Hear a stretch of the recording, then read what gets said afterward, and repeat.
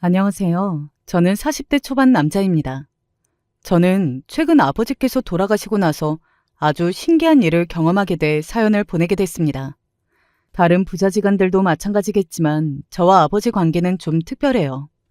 저는 8살 때부터 아버지와 둘이 살았습니다. 저를 낳아주신 어머니는 안타깝게도 좋은 분이 아니었어요. 아버지에게 듣기론 아버지가 어머니에게 첫눈에 반해서 졸졸 쫓아다니다가 10번 찍어 결혼까지 할 수 있었다고 들었는데 자식인 제가 보기에도 아버지는 여자 보는 눈이 없으신 것 같아요. 어머니는 얼굴만 미인이셨지 마음씨는 곱지 않은 분이었거든요. 어머니는 배신자예요. 제가 8살 때 집에 있던 돈을 다 들고 다른 남자랑 도망갔거든요. 그날의 기억이 얼마나 끔찍했는지 저는 성인이 된 지금까지도 그날의 기억이 또렷해요. 하필 그날 학교에서 단축 수업을 해서 평소보다 일찍 끝나고 집에 왔는데 집에 어머니가 안 계신 것 같더라고요. 거기다가 집안 꼴은 도둑이라도 든 것처럼 난리가 나 있었습니다. 저는 너무 무서워서 혼자 어떻게 해야 할지 몰라 쭈뼛대고 있었죠. 그런데 그때 안방 문이 벌컥 열리더니 웬 남자랑 엄마가 함께 나왔어요. 남자는 어디에서 본 것처럼 안면이 있는데 누군지 모르겠더라고요. 저는 놀라서 어머니에게 다가가려고 했습니다. 무서워서 어머니에게 안기려고요. 그런데 어머니가 학교에서 왜 이렇게 빨리 왔냐면서 저를 밀어냈어요. 아직 학교 끝날 시간 안 됐는데 왜 이렇게 빨리 왔어? 엄마가 집 정리를 좀 했더니 옷에 먼지가 잔뜩 묻었네. 여기 아저씨는 집 정리하는 거 도와주시러 온 아저씨야. 저기 아저씨, 먼저 이 가방 가지고 차에 가 계실래요? 제가 금방 따라갈게요. 어머니라는 사람이 얼마나 뻔뻔한지 몰라요. 너무 아무렇지 않은 얼굴로 집 정리를 도와주러 온 아저씨라고 거짓말을 했습니다. 어린 제가 봐도 이 상황이 말이 안 됐어요. 집 정리를 해주러 왔다는 사람이 양복을 입고 있는 것도 너무 이상했고 이 난리가 났는데 도대체 뭘 정리를 했다는 건지 이해가 가질 않았죠. 엄마, 어디 가는데? 우리 집은 또 왜 이래? 우리 이사가? 집안의 서랍이라는 서랍은 다 열려있고 옷가지들까지 다 어질러져 있으니 저는 이사라도 가는 건가 싶었습니다. 그런데 그때였어요. 어머니는 남자를 먼저 집에서 내보내더니 저에게 다가왔습니다. 그러더니 한다는 말이 기가 막혔어요. 엄마가 급한 일이 있어서 잠깐 갔다 올 테니까 냉장고에서 바나나 우유 꺼내 먹고 있어. 저는 계속 어딜 가냐고 언제 오느냐고 물었는데 어머니는 제대로 대답도 안 해주고 무슨 급한 일이라도 있는 사람처럼 뒤도 안 돌아보고 나가버렸어요. 저는 그날의 어머니의 뒷모습이 아직도 잊히질 않습니다. 어디를 가는지 화려한 색 투피스에 높은 빨간색 하이힐을 신고 있었어요. 제 국민학교 입학식 날도 신지 않았던 하이힐을 그날 신고 있길래 정말 급하고 중요한 일이 있기는 있나 보구나 했죠. 그런데 그날 저녁 먹고 기다려도 어머니는 돌아오지 않았습니다. 저는 고작 바나나 우유 하나를 마시며 아버지가 퇴근하고 돌아오실 때까지 텔레비전 앞에 멍하니 앉아 기다리고 있었어요. 제가 어리기는 어렸던 게 그때까지도 어머니가 나를 버리고 집을 나갔다는 생각은 추호도 하지 않았어요. 순진하게도 어머니가 볼 일이 다 끝나면 오시겠지 생각했습니다. 그날 저녁 퇴근하고 돌아온 아버지가 제 말을 듣고는 놀라 바닥에 주저앉으셨다가 벌떡 일어나 안방 서랍을 확인하시는 걸 보고 그제야 어렴풋이 알았습니다. 아, 엄마가 도망갔구나. 나와 아버지를 버리고 그 하얗고 키가 큰 남자와 우리를 떠났구나 싶더라고요. 그날 밤 아버지는 제 손을 잡고 동네 파출소에 갔어요. 그리고 파출소에서 아버지가 경찰관에게 하는 이야기를 듣고는 내 생각이 맞았구나 싶었습니다. 제 마누라가 사기꾼 새끼랑 내 돈을 가지고 튀었어요. 그 연놈들 좀 제발 잡아주세요. 제 돈 좀 찾아주세요. 아버지는 경찰에게 어머니와 돈을 찾아달라고 예언했습니다. 그때 당시에는 뭐가 어떻게 된 건지 자세하게 알지 못했지만 나중에 중고등학생이 되고 나서는 저도 다 알게 됐어요. 제가 어릴 때는 동네 사람들도 나름 제 앞에서 다들 조심한다고 쉬쉬했는지 말을 안 해줬었는데 제가 좀 크고 나니 제가 지나갈 때마다 동네 어른들이 뒤에서 쑥덕이는 소리가 들리더라고요. 제가 그 집 아들? 아유, 자기 엄마 판박이네 판박이야. 그 여시가 인물 하나는 좋았잖아. 여시가 괜히 여시야. 세탁소집 아들내미 그렇게 집 나가고 나서 그 집 아줌마 몸져 누웠잖아. 3대 독자라는데. 아휴, 여우 같은 년이 튀어도 어디 남의 집 귀한 아들을 데리고 튀어? 둘이 아주 죽고 못 살았나 보지. 안 그랬으면 저 어린 아들놈까지 버리고 튀었겠어? 처음엔 아줌마들이 제 뒤에서 수군거릴 때마다 저에게 하는 이야기인 줄 몰랐어요. 당시에 저는 아버지와 둘이 워낙 잘 살고 있을 때라 어머니 생각은 하나도 안 하고 살고 있었거든요. 남자한테 빠져서 자식까지 싫다고 나간 여자가 뭐가 좋다고 제가 그리워하겠어요. 아예 없는 사람이다 생각하고 잊고 사는 게 속이 편했죠. 그런데 아줌마들끼리 하는 이야기를 듣다 보니 그제야 퍼즐이 좀 맞춰지더군요. 어린 시절 어머니가 집을 나간 날 안방에서 같이 나온 남자가 어딘가 낯이 있다고 생각했었는데 역시나 제가 알던 아저씨였어요. 동네에 큰 세탁소가 하나 있었는데 거기서 부모님을 도와 배달을 하던 아들이 맞더라고요. 그날은 그 남자가 아버지 양복을 훔쳐 입고 있어서 몰랐는데 지금 생각해보니 어려 보이긴 했던 것 같아요. 동네 아줌마들 말로는 그 남자가 어머니보다 10살이나 더 어리대요. 그러다 보니 동네에는 여우 같은 애엄마가 동네에 순진한 총각을 꼬셔서 집을 나갔다고 소문이 난 거죠. 어머니랑 그 남자가 도망가고 난 뒤 그 남자의 부모도 충격에 세탁소까지 문을 닫았답니다. 아들 찾으러 다닌다고요. 그 사실을 알고 나니 아버지가 더 안쓰러웠습니다. 세상에서 제일 착하고 성실한 우리 아버지가 하필이면 우리 어머니 같은 여자를 만나서 왜 이런 마음고생을 하며 살까 싶더라고요. 우리 아버지이지만 아들인 제가 봐도 정말 대단하신 분이에요. 어머니를 만나기 전에는 하던 일이 잘 안 풀려서 제대로 된 직장 없이 여기저기 일용직으로 일을 하고 다니셨대요. 그런데 어머니를 만나고 첫눈에 반해서 그때부터 공부에 공인중개사 시험에 떡하니 붙었습니다. 어머니께서 번듯한 직장에 다니는 남자 아니면 절대 안 만나겠다고 하셔서요. 그 이후로도 아버지는 어머니께는 뭐든 다 해주시면서도 본인에게는 엄격하셨어요. 5만 원이 생기면 4만 7천 원을 저금하고 3천 원으로 하루를 버티는 분이셨죠. 그런 아버지가 저는 어릴 때부터 대단하다고 느꼈는데 어머니는 자꾸만 아버지께 구질구질하다고 하셨어요. 제발 속옷 좀 사 입어. 구질구질하게 그게 뭐야. 양복도 내가 백화점에서 사다 준 거 있잖아. 괜히 아끼다가 똥 만들지 말고 그냥 팍팍 좀 입어. 당신이 힘들게 백화점까지 가서 열심히 골라준 옷을 내가 어떻게 막 입어. 중요한 날 입어야지. 어머니 말씀이 하나 맞은 게 있어요. 아껴봐야 똥 된다는 거요. 그때 그 백화점 양복은 결국 제 입학식 날 한번 입어보고 그 세탁소 아들내미가 훔쳐가고 말았으니까요. 아이고, 그렇게 아끼다가 나중에 죽을 땐 무덤에 다 가지고 들어가려고 그래? 우리도 남들처럼 해외여행도 좀 가고 명품도 좀 사고 그러자, 어? 어? 해외여행? 아휴, 비행기표 값이 얼만데. 그래도 우리 준우 엄마가 가고 싶다고 하면 가야지. 어디로 갈까? 어디로 가고 싶어? 가고 싶은 데가 너무 많지. 그럼 우리 가는 길에 면세에서 나 명품 가방도 사주는 거야? 나 진짜 갖고 싶은 거 있단 말이야. 알았어, 알았어. 내가 누굴 위해서 이렇게 열심히 사는 건데. 준우 엄마가 사고 싶은 거 다 사. 다 사. 어린 시절 저는 우리 집은 화목한 집이라고 생각했어요. 아버지는 언제나 출근하실 때 어머니의 볼에 입을 맞추고 출근하셨고 일이 끝나시면 무슨 일이 있어도 집에 와서 저녁을 식구들과 함께 드셨으니까요. 더군다나 아버지는 자기 전에는 저에게 항상 동화책도 읽어주시고 어머니의 어깨도 주물러 주셨어요. 그런데 어머니가 집을 나가고 나서야 저는 알았습니다. 우리 집은 아버지 덕분에 화목해 보였다는 걸요. 아버지는 어머니를 너무 사랑한 나머지 모든 걸 다 어머니에게 맞추고 희생하며 사신 거예요. 그러다가 결국은 뒤통수를 맞은 거죠. 아버지는 그렇게 악착같이 모은 예금 적금을 다 어머니 이름으로 해두셨어요.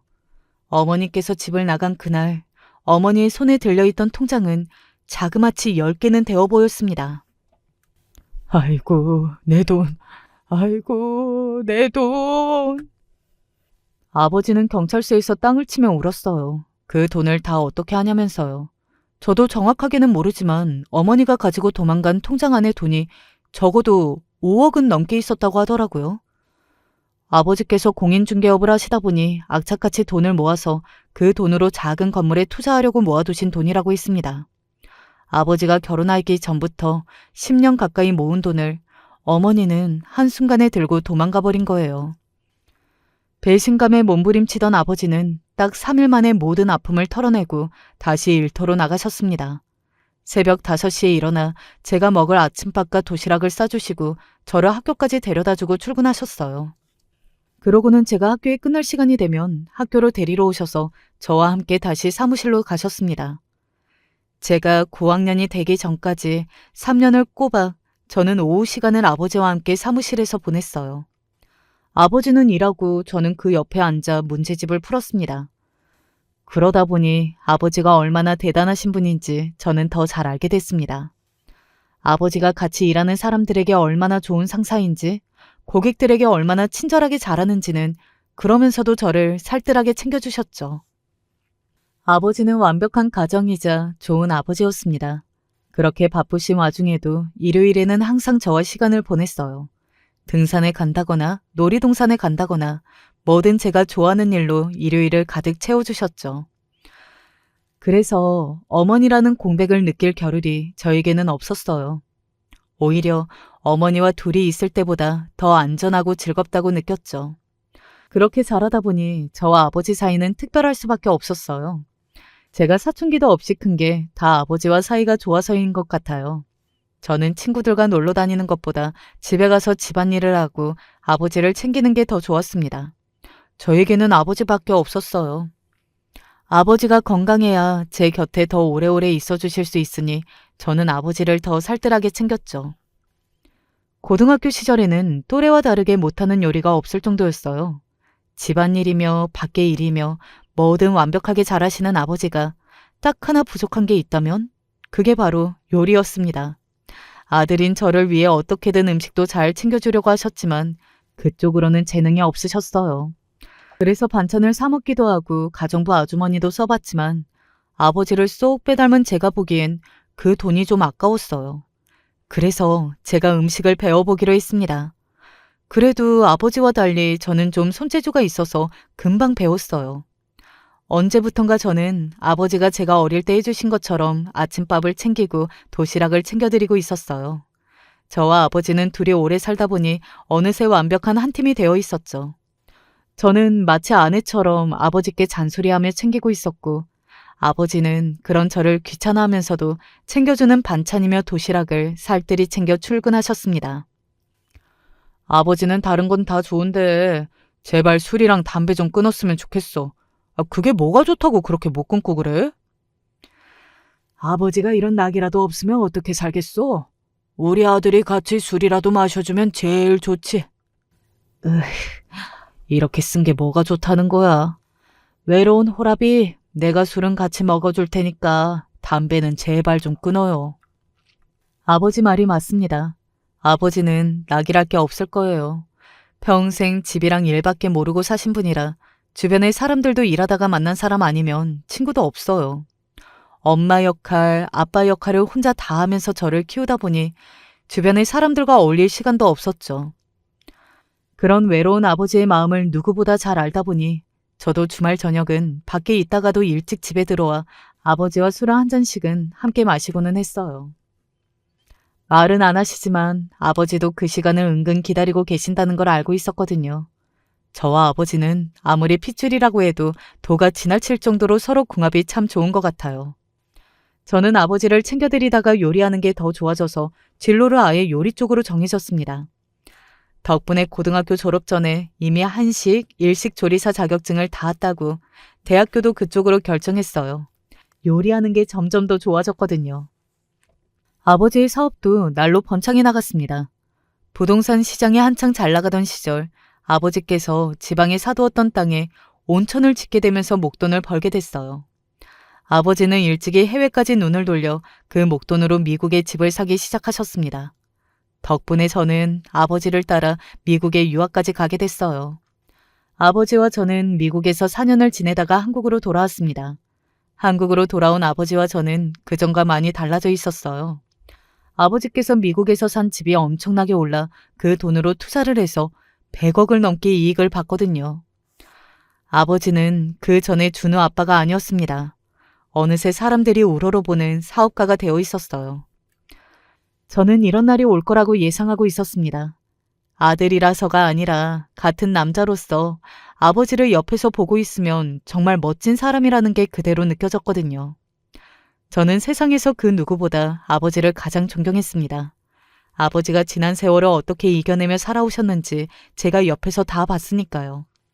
저는 한국에 들어와 미국에서부터 아버지와 준비했던 가게를 열었어요. 저도 평생 아버지를 보며 배워온 대로 열심히 해서 제 사업을 멋지게 성공시킬 생각만 하고 있었죠. 저와 아버지는 모든 면에서 잘 맞아요. 남자 둘이서만 살면서도 단 한 번도 큰 소리 내며 싸운 적이 없을 정도로 사이가 좋아요. 그런데 딱 한 가지 안 맞는 게 있었습니다. 저는 결혼 생각이 없어요. 하지만 아버지는 저를 결혼시키지 못해서 안달입니다. 제 나이 30이 넘으니 자꾸만 여자를 만나 결혼하라는 말만 하셨어요. 그럴 때마다 저는 평생 아버지와 살 거라는 말을 했죠. 물론 제가 그렇게 말할 때마다 아버지는 경악을 금치 못하셨어요.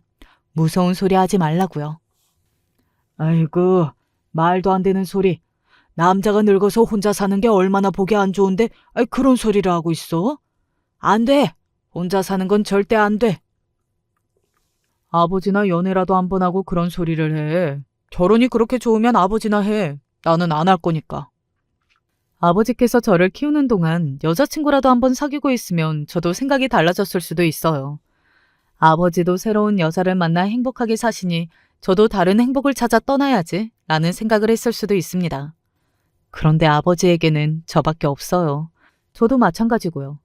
제가 연애할 생각도 안 하고 결혼을 절대 안 할 거라고 노래를 부르니 아버지는 설마 남자를 좋아하는 거냐? 하는 말까지 했어요. 그런 거 아니야. 그냥 나는 혼자 사는 게 마음 편해서 그러는 거니까. 제발 선보라는 얘기 좀 그만해요. 30대 초반에는 연애하라고 그렇게 잔소리를 하시더니 30대 중반으로 넘어가니 어디서 그렇게 선자리를 찾아오셨어요. 사진까지 보여주면서 이 여자는 뭐라는 사람이고 집안이 어떻고 하시면서요.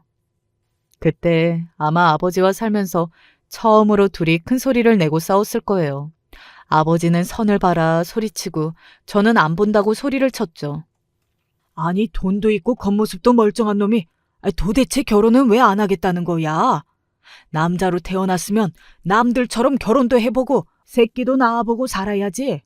평생 일만 하다가 혼자 늙어 죽을 거야? 너 결혼도 안 하고 혼자 그러고 있으면 아버지 편하게 못 가. 못 죽는다고. 아버지도 연세가 드셨는지 툭하면 죽음에 관해 이야기하셨어요. 나만 혼자 두고 본인이 떠나면 제가 걱정돼서 눈을 못 감는다고요. 그런 소리를 들으면 저는 더 화가 났습니다. 아버지가 죽기는 왜 죽어? 아버지는 나랑 평생 같이 살다가 같은 날 같은 시간에 나랑 같이 떠나는 거야. 그전에는 절대 혼자 못 죽어. 아이고, 말도 안 되는 소리 하고 있네. 징그럽게 내가 그때까지 어떻게 살아? 왜 못 살아? 아버지는 담배랑 술만 끊으면 그때까지 살고 무병장수해. 나는 여자나 애보다 아버지가 더 좋으니까 나 장가 보낼 생각하지 마요.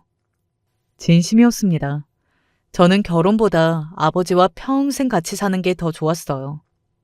너 설마 결혼 안 하겠다는 거 이 아버지 때문이야?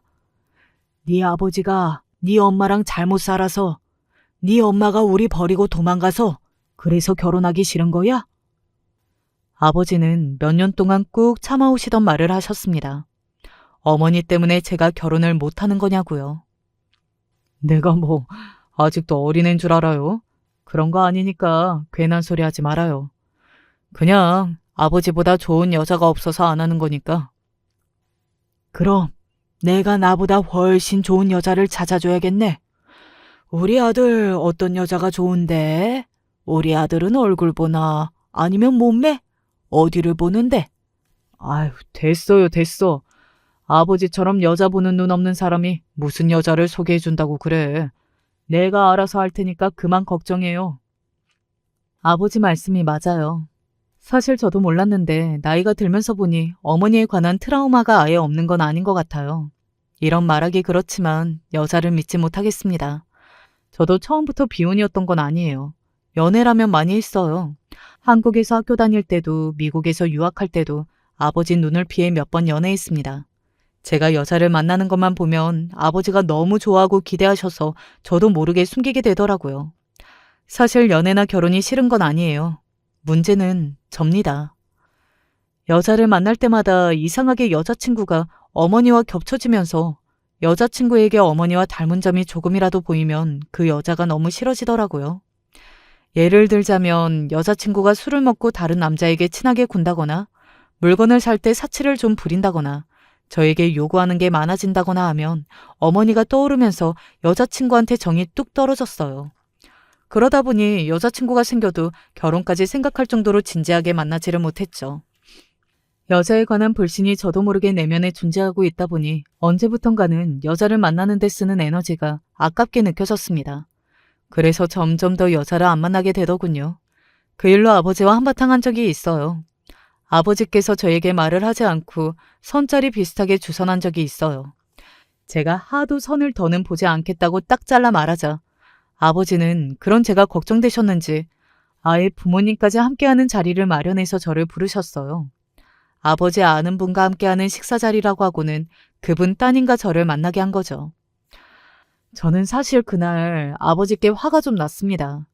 제가 아직 여자를 만날 생각도 없고 결혼 생각도 없다고 하는데도 왜 이렇게까지 하시나 싶어서요. 그날 저녁 집에 와서 저는 처음으로 아버지께 대들었습니다.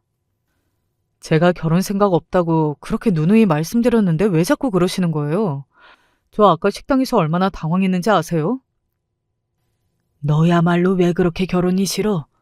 네 아버지가 결혼에 실패해서 너도 혹시나 네 엄마 같은 여자 만날까 봐 그러는 거야? 물론 아버지도 같은 남자로서 결혼이 걱정되고 겁나는 건 이해하는데 너는 아버지랑 다르잖아. 아직 나이도 젊은데 오래 만나보고 이 여자랑 결혼할지 안 할지 그때 판단해도 늦지 않아. 그러니까 그냥 편하게 한번 만나보라는 거야. 더군다나 아버지가 보장하는 집안 딸인데 설마 너한테 상처 주겠니? 제 생각을 여러 번 말씀드렸는데도 이해해주지 않는 아버지께 괜히 서운해서 저도 모르게 하면 안 되는 말까지 하고 말았습니다. 사람이 작정하고 속이면 1년을 만나든 2년을 만나든 다 소용없어요. 그건 아버지가 제일 잘 아시잖아요.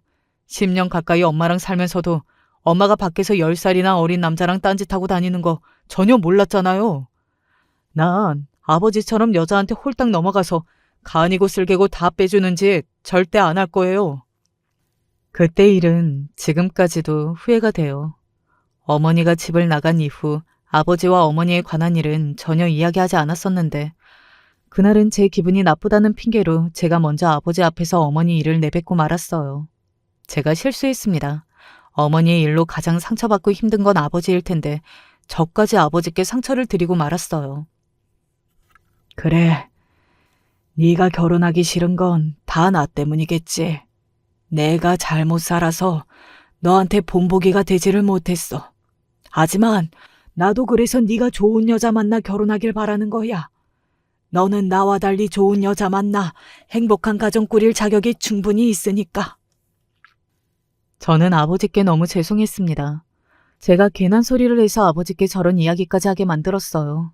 저는 아버지께 죄송한 마음이 들면서도 그 자리에서는 바로 죄송하다고 말씀드리지 못했어요. 못난 자식은 괜한 자존심에 오기를 부렸죠. 암튼 저는 지금 당장 누구를 만나고 결혼하고 그럴 생각할 여유 없어요. 그러니까 더는 오늘 같은 자리 만들지 마세요. 그날 이후 아버지는 더는 결혼도 선도 이야기하지 않았습니다. 마치 그날 일은 없었던 것처럼 구셨죠. 아버지의 그런 모습에 저는 더 죄송했습니다. 아버지도 다 저를 생각해서 하신 행동인데 제가 과하게 반응했으니까요. 하지만 이제와 아버지께 죄송하다고 해봐야 소용이 없어요. 어차피 제가 하고 싶지 않은 결혼을 아버지 때문에 할 수는 없으니까요. 얼마 뒤 역시나 내 생각이 맞았다는 확신을 갖게 해준 계기가 있었습니다. 어머니라는 사람이 저와 아버지를 버리고 집을 나간 지 30년이 지나서야 갑자기 연락을 해왔어요. 어머니에게 연락이 오기 몇 개월 전 아버지께서 미국 부동산 재벌로 경제 잡지에 인터뷰한 적이 있었어요. 어머니께서 우연히 미용실에서 그 잡지를 보고 놀라서 아버지를 찾아온 거예요. 역시 사람은 변하는 게 아니에요. 저 같으면 어린 자식 버리고 간 게 미안해서라도 절대 평생 자식 앞에는 나타나지 못할 텐데 뻔뻔한 어머니는 끝까지 뻔뻔하게 제 앞에 버젓이 나타났습니다. 잡지에서 아버지를 본 어머니는 바로 아버지의 회사로 찾아갔지만 미리 약속된 손님이 아니니 아버지를 만날 수가 없었던 거예요. 그래서 어머니는 아버지에 관해 더 찾아보다가 아버지의 다른 인터뷰에서 아들인 제가 식당을 운영하고 있다는 기사를 보게 된 거죠. 그래서 제가 운영하는 식당으로 찾아온 겁니다. 저는 어머니를 보자마자 단번에 알아봤어요. 30년이 지났는데도 얼굴에 주름만 좀 생기고 흰머리만 좀 생겼을 뿐 다른 건 다 그대로더라고요. 30년 만에 제 앞에 나타난 어머니를 본 순간 저는 얼음처럼 몸이 굳어버리고 말았습니다. 그 순간 저도 모르게 화가 나더라고요.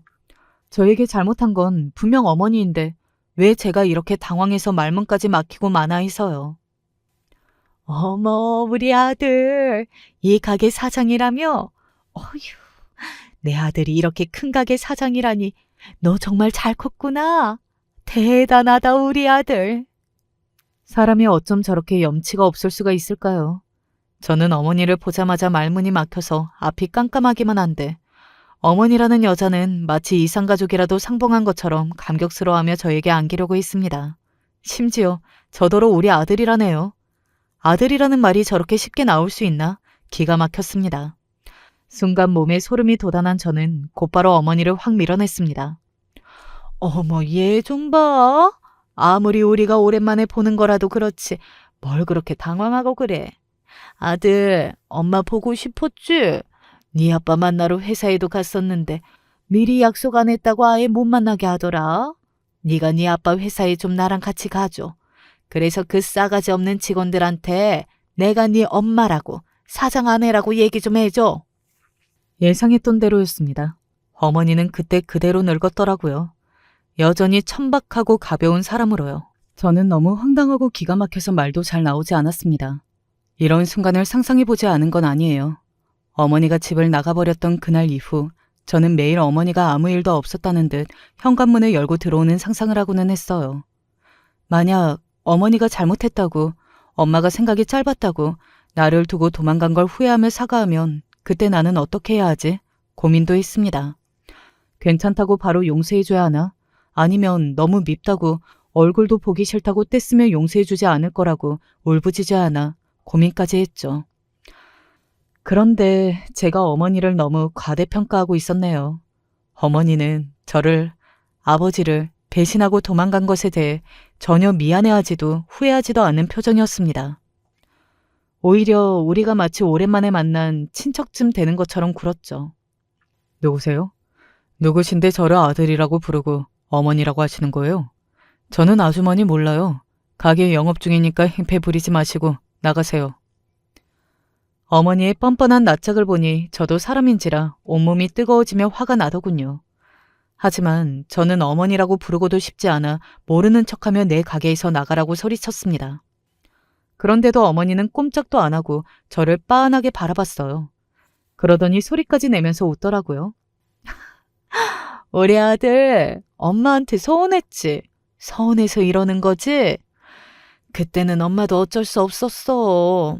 너도 네 아빠랑 살아봐서 알잖아. 네 아빠가 얼마나 답답한 사람인지. 엄마, 네 아빠랑 사는 동안 숨 막혀서 살 수가 없었어. 그때 안 나갔으면 그 쫌생이 때문에 엄마 숨 막혀서 죽었어. 어머니라는 여자는 제정신이 아닌 것 같아요. 정신이 나간 사람이 누군데 그 와중에도 자기가 저를 버리고 나간 게 아버지 때문이었다네요. 네가 어려서 모르는데 네 아빠 얼마나 짠돌이었는 줄 알아? 그깟 생활비 몇 푼 주면서 얼마나 잔소리를 하고 토를 다는지. 내가 나가서 돈을 벌면 벌었지 도저히 네 아빠 돈은 못 쓰고 살겠더라고. 어머니는 자기가 무슨 소리를 하고 있는지 알기는 하는 건지 아버지와 살면서 마음대로 10원 한 푼 쓸 수 없었다며 너무 답답하다고 하소연을 해댔어요. 저는 너무 듣기 싫어서 당장 어머니를 내쫓고 싶었습니다.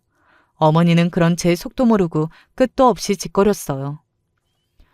마누라 10원 한 푼 마음대로 못 쓰게 그렇게 지독하게 살더니만.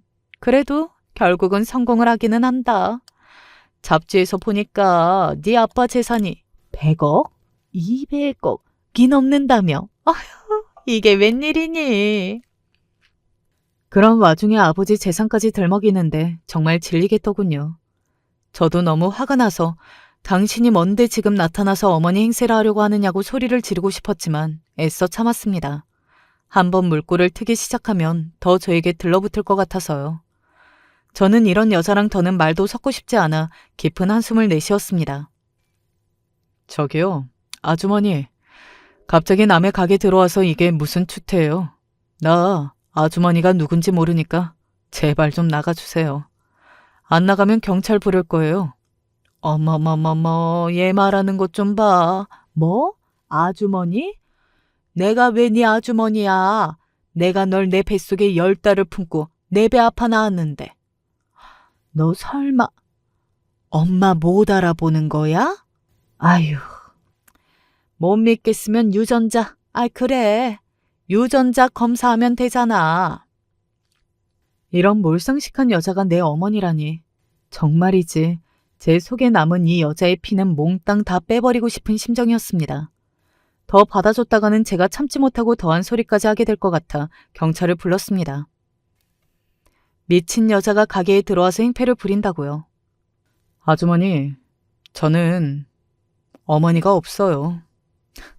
저를 낳아준 여자는 다른 남자랑 바람나서 올해 아버지 돈 다 가지고 튀었거든요. 그러니까 더는 가게로 찾아오지 마세요. 또 오셔서 자꾸만 내 어머니라고 우기시면 그때는 아버지 돈 갖고 도망간 걸로 감옥에 넣어버릴 거니까. 저는 제가 지을 수 있는 가장 무서운 얼굴을 하고 그 여자를 노려보며 이야기했습니다. 한 번만 더 찾아오면 감옥에 넣어버린다고요. 제 말은 진심이었어요. 남들이 보면 아무리 나쁜 엄마라도 낳아준 친모인데 왜 그렇게 모질게 하냐고 할 수도 있지만 그 순간 제 머릿속에 딱 하나밖에 떠오르지 않았어요. 아버지요. 이 여자가 뻔뻔한 얼굴로 아버지를 찾아가 옛날 일을 덜먹일 걸 생각하면 너무 화가 납니다. 그때 아버지가 그 힘든 시간을 어떻게 버티셨는데요. 저야 당시에 어려서 아버지의 마음을 다 헤아릴 수는 없지만 얼마나 힘드셨겠어요. 자식까지 낳고 산 여자가 하루아침에 젊은 놈이랑 바람을 피우고 평생 모아온 재산을 가지고 도망간 것도 화가 나고 억울한데 하필이면 평생 살아온 동네에서 그런 일을 겪었으니 지나갈 때마다 동네 사람들이 얼마나 수군거렸겠어요. 당시 저를 봐주러 가끔 오셨던 친할머니가 듣다 더는 안 되겠다고 애한테도 못할 짓이라고 이사 가라고 부동산에 집까지 내놨는데도 아버지는 절대 이사 가지 않는다고 하셨어요. 내가 뭘 잘못했다고 도망을 가? 잘못은 그 연놈들이 했어. 내가 여기 죽을 때까지 살면서 내 아들 훌륭하게 키울 거야. 그래서 나중에라도 그 연놈이 찾아오면 내가 둘 다 박살을 내버릴 거라고. 아버지는 절대 답답한 쫌생이가 아니에요. 강하고 다정하신 분입니다. 저에겐 누구보다 완벽한 아버지예요. 그런 분을 누구도 욕할 수 없습니다. 저는 어머니와 아버지를 절대 만나게 하고 싶지 않았어요. 그래서 어떻게든 제 선에서 어머니를 정리하려고 했죠.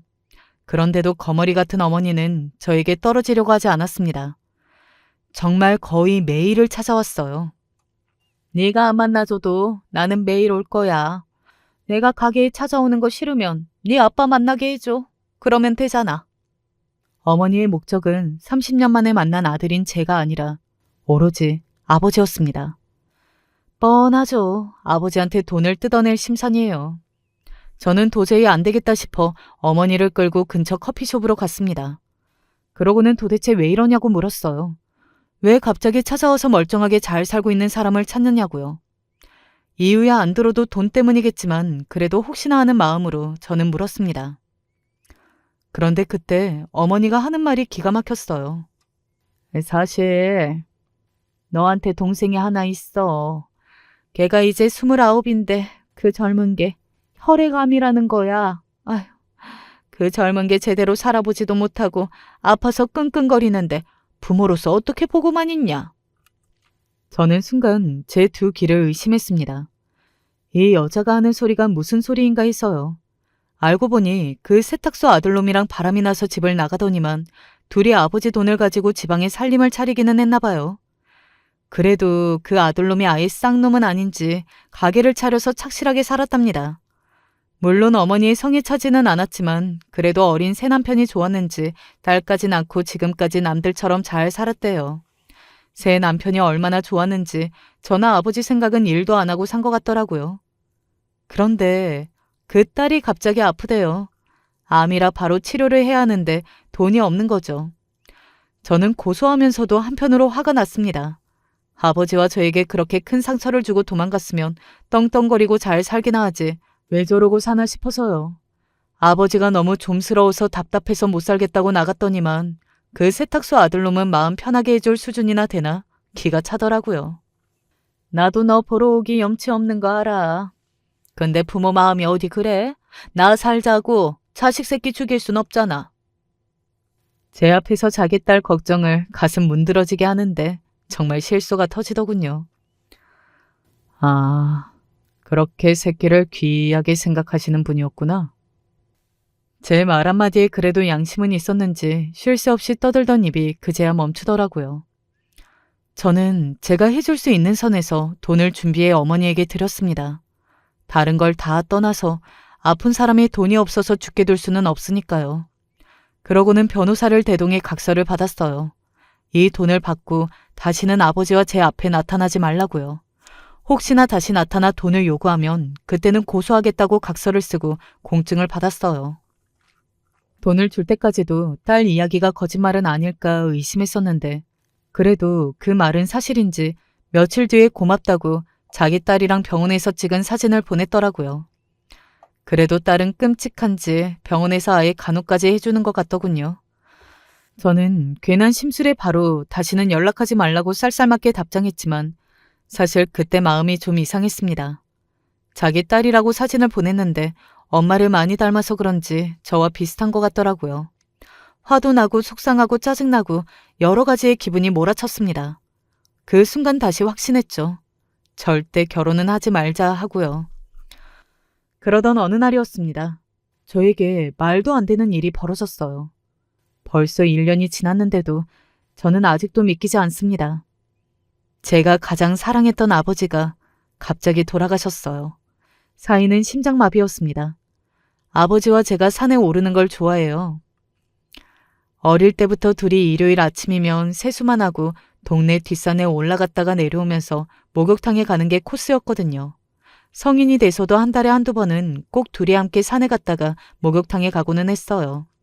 목욕탕에 갔다가 나오면서 아침도 먹고 들어오고요. 그 시간이 저희 부자지간끼리 어릴 적 추억을 공유할 수 있는 중요한 시간이었는데 유독 그날따라 제가 아침에 일어나기 싫어서 따라 나서지 않았어요. 그래서 아버지께서 혼자 산에 갔습니다. 아이고, 술도 못 먹고 담배도 안 피우면 뭐라나? 나이 든 아버지보다 아침에 못 일어나는데 아버지 먼저 산에 갔다가 목욕탕으로 갈 테니까 일어나면 목욕탕 앞으로 와. 같이 가게. 아버지는 산에 같이 안 가는 게 아쉬우셨는지 목욕이라도 같이 하자며 조금만 더 자다가 목욕탕 앞으로 나오라고 하셨어요.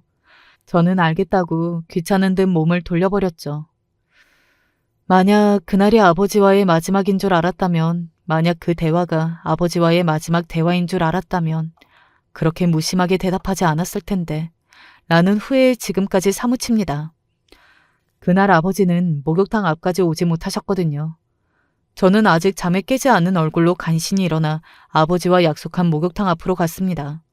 그런데 아버지가 산에서 내려올 시간이 30분이 훌쩍 넘었는데도 오시질 않길래 저는 아버지께 연신 전화를 드렸습니다. 그런데 아버지는 제 전화를 받지 않으셨어요. 잠시 후 전화가 걸려왔습니다. 근처 병원 응급실이라는 전화였죠. 아버지께서 등산로 중간에 쓰러져 있는 걸 누군가 발견해 신고해서 아버지께서 지금 응급실로 이송 중이랍니다. 그날만 생각하면 아직도 다리가 후들거려요. 너무 무섭고 겁이 납니다. 급하게 택시를 잡아 타고 병원 응급실로 가는 동안도 딱 한 가지 생각만 했습니다. 그럴 리 없어. 그럴 리 없어. 아버지가 나만 두고 떠날 리 없어. 40이 넘은 아들이 7순이 다 된 아버지가 나만 두고 떠날 리 없다고 되뇌이고 계속 되뇌었습니다. 아버지가 나만 두고 죽을 일 없다고요. 그런데 하늘도 무심하시지. 제가 응급실에 도착했을 때 이미 아버지는 돌아가셨어요. 저는 세상에서 가장 못난 아들입니다. 그깟 잠 때문에 아버지의 인중도 지키지 못했어요. 아닙니다. 제가 아버지를 죽인 거나 다름없어요. 그날 제가 아버지를 따라 산에 함께 갔더라면 아버지께서 그렇게 허망하게 등산로에 쓰러져 계시지 않았을 거예요. 그랬다면 아버지께서 돌아가시지 않았을 겁니다. 저는 응급실에 주저앉아 내내 울었습니다. 간호사가 와서 말리지 않았다면 울다가 지쳐 그대로 그 자리에 죽어버렸을지도 몰라요. 아버지의 장례를 어떻게 치렀는지 지금도 모르겠습니다. 아버지의 회사분들과 제 가게 직원들이 없었다면 아마 장례도 제대로 못 치렀을 거예요. 저는 상주로도 빵점이었거든요. 아버지의 영정사진 앞에 앉아 밤새 울기만 했습니다. 그날 아침 아버지를 따라 나서지 못한 저를 원망하며 자책만 했습니다. 그렇게 아버지를 떠나보내고 저는 정신을 아예 놓아버렸어요. 아버지 회사 일이며 가게 일이며 모두 다 직원들에게 떠넘기고 그대로 배낭 하나 챙겨 무작정 집을 떠났습니다. 도저히 아버지와 둘이 살던 집에 혼자 있을 수가 없어서요. 주방에도 거실에도 아버지 방에도 들어갈 수가 없었습니다. 금방이라도 아버지가 나와서 밝게 웃으며 반겨주실 것만 같은데 아버지가 없다는 게 도저히 믿기지 않아서요. 저는 도착지도 없이 그냥 계속 걸었습니다. 걷다가 버스가 보이면 버스를 타고 버스에 내려서 택시가 보이면 택시를 탔습니다. 그러는 중에도 제 핸드폰에는 계속 전화가 걸려왔어요. 아버지의 재산 문제로 변호사가 계속 전화를 거신 거였죠. 저는 변호사의 전화를 받지 않았습니다. 그 전화를 받아 아버지의 재산을 모두 다 상속을 받는 순간 아버지가 돌아가셨다는 걸 스스로 인정하는 것 같아서요.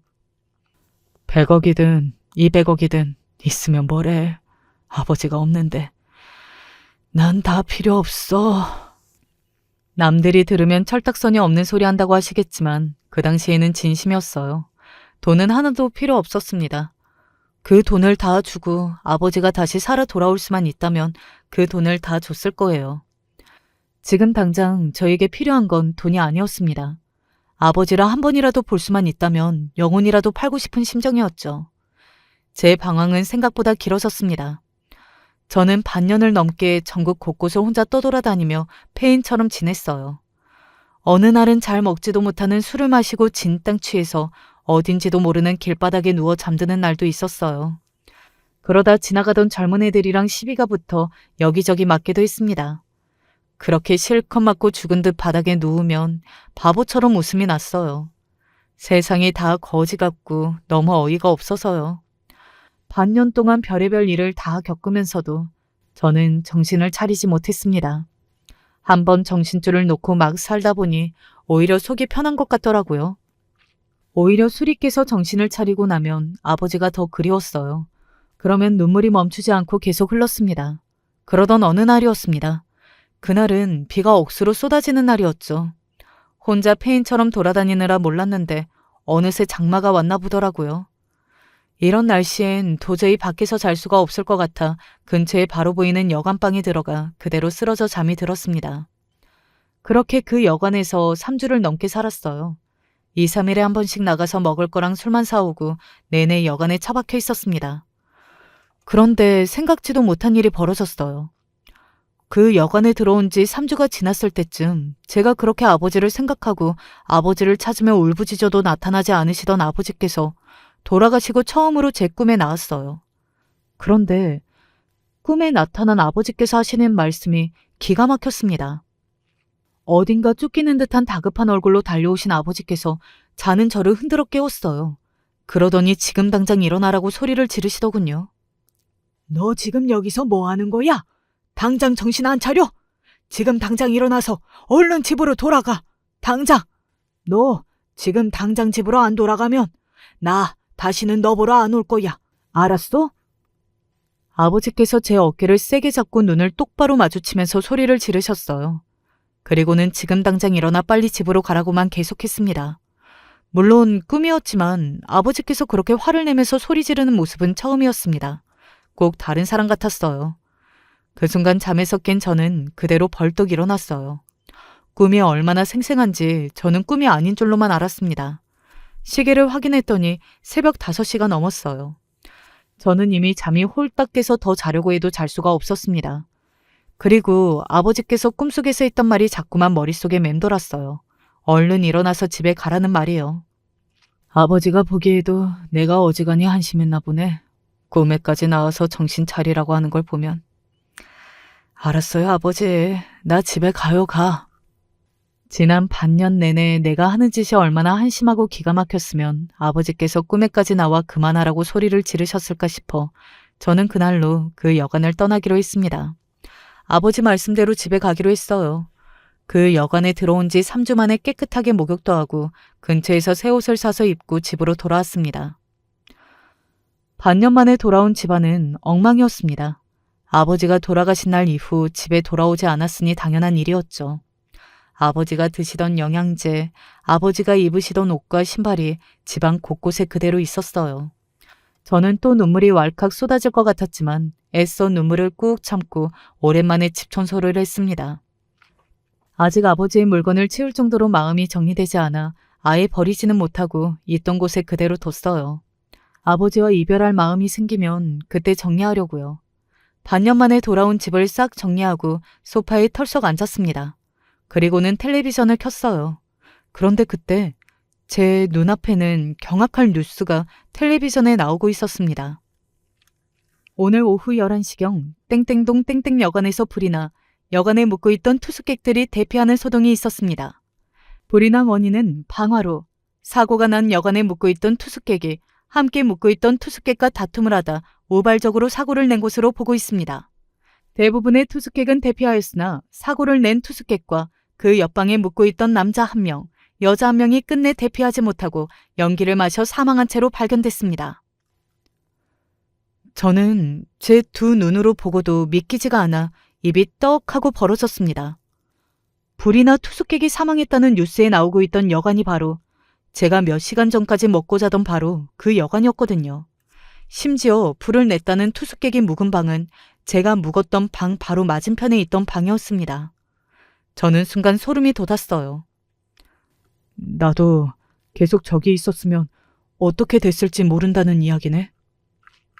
순간 저는 새벽에 꿨던 꿈이 떠올랐습니다. 아버지께서 지금 당장 일어나 집으로 가라고 소리치던 그 꿈이요. 설마 아버지가 나를 살리려고 그러려고 꿈에. 저는 그대로 고개를 푹 숙이고 펑펑 울었습니다. 아버지는 알고 계셨던 거예요. 제가 그 여관에 폐인처럼 술에 취해 쓰러져 있다가는 그대로 아버지를 따라갔을지도 모른다는 걸요. 아버지는 그 일을 막기 위해 제 꿈에 오신 겁니다.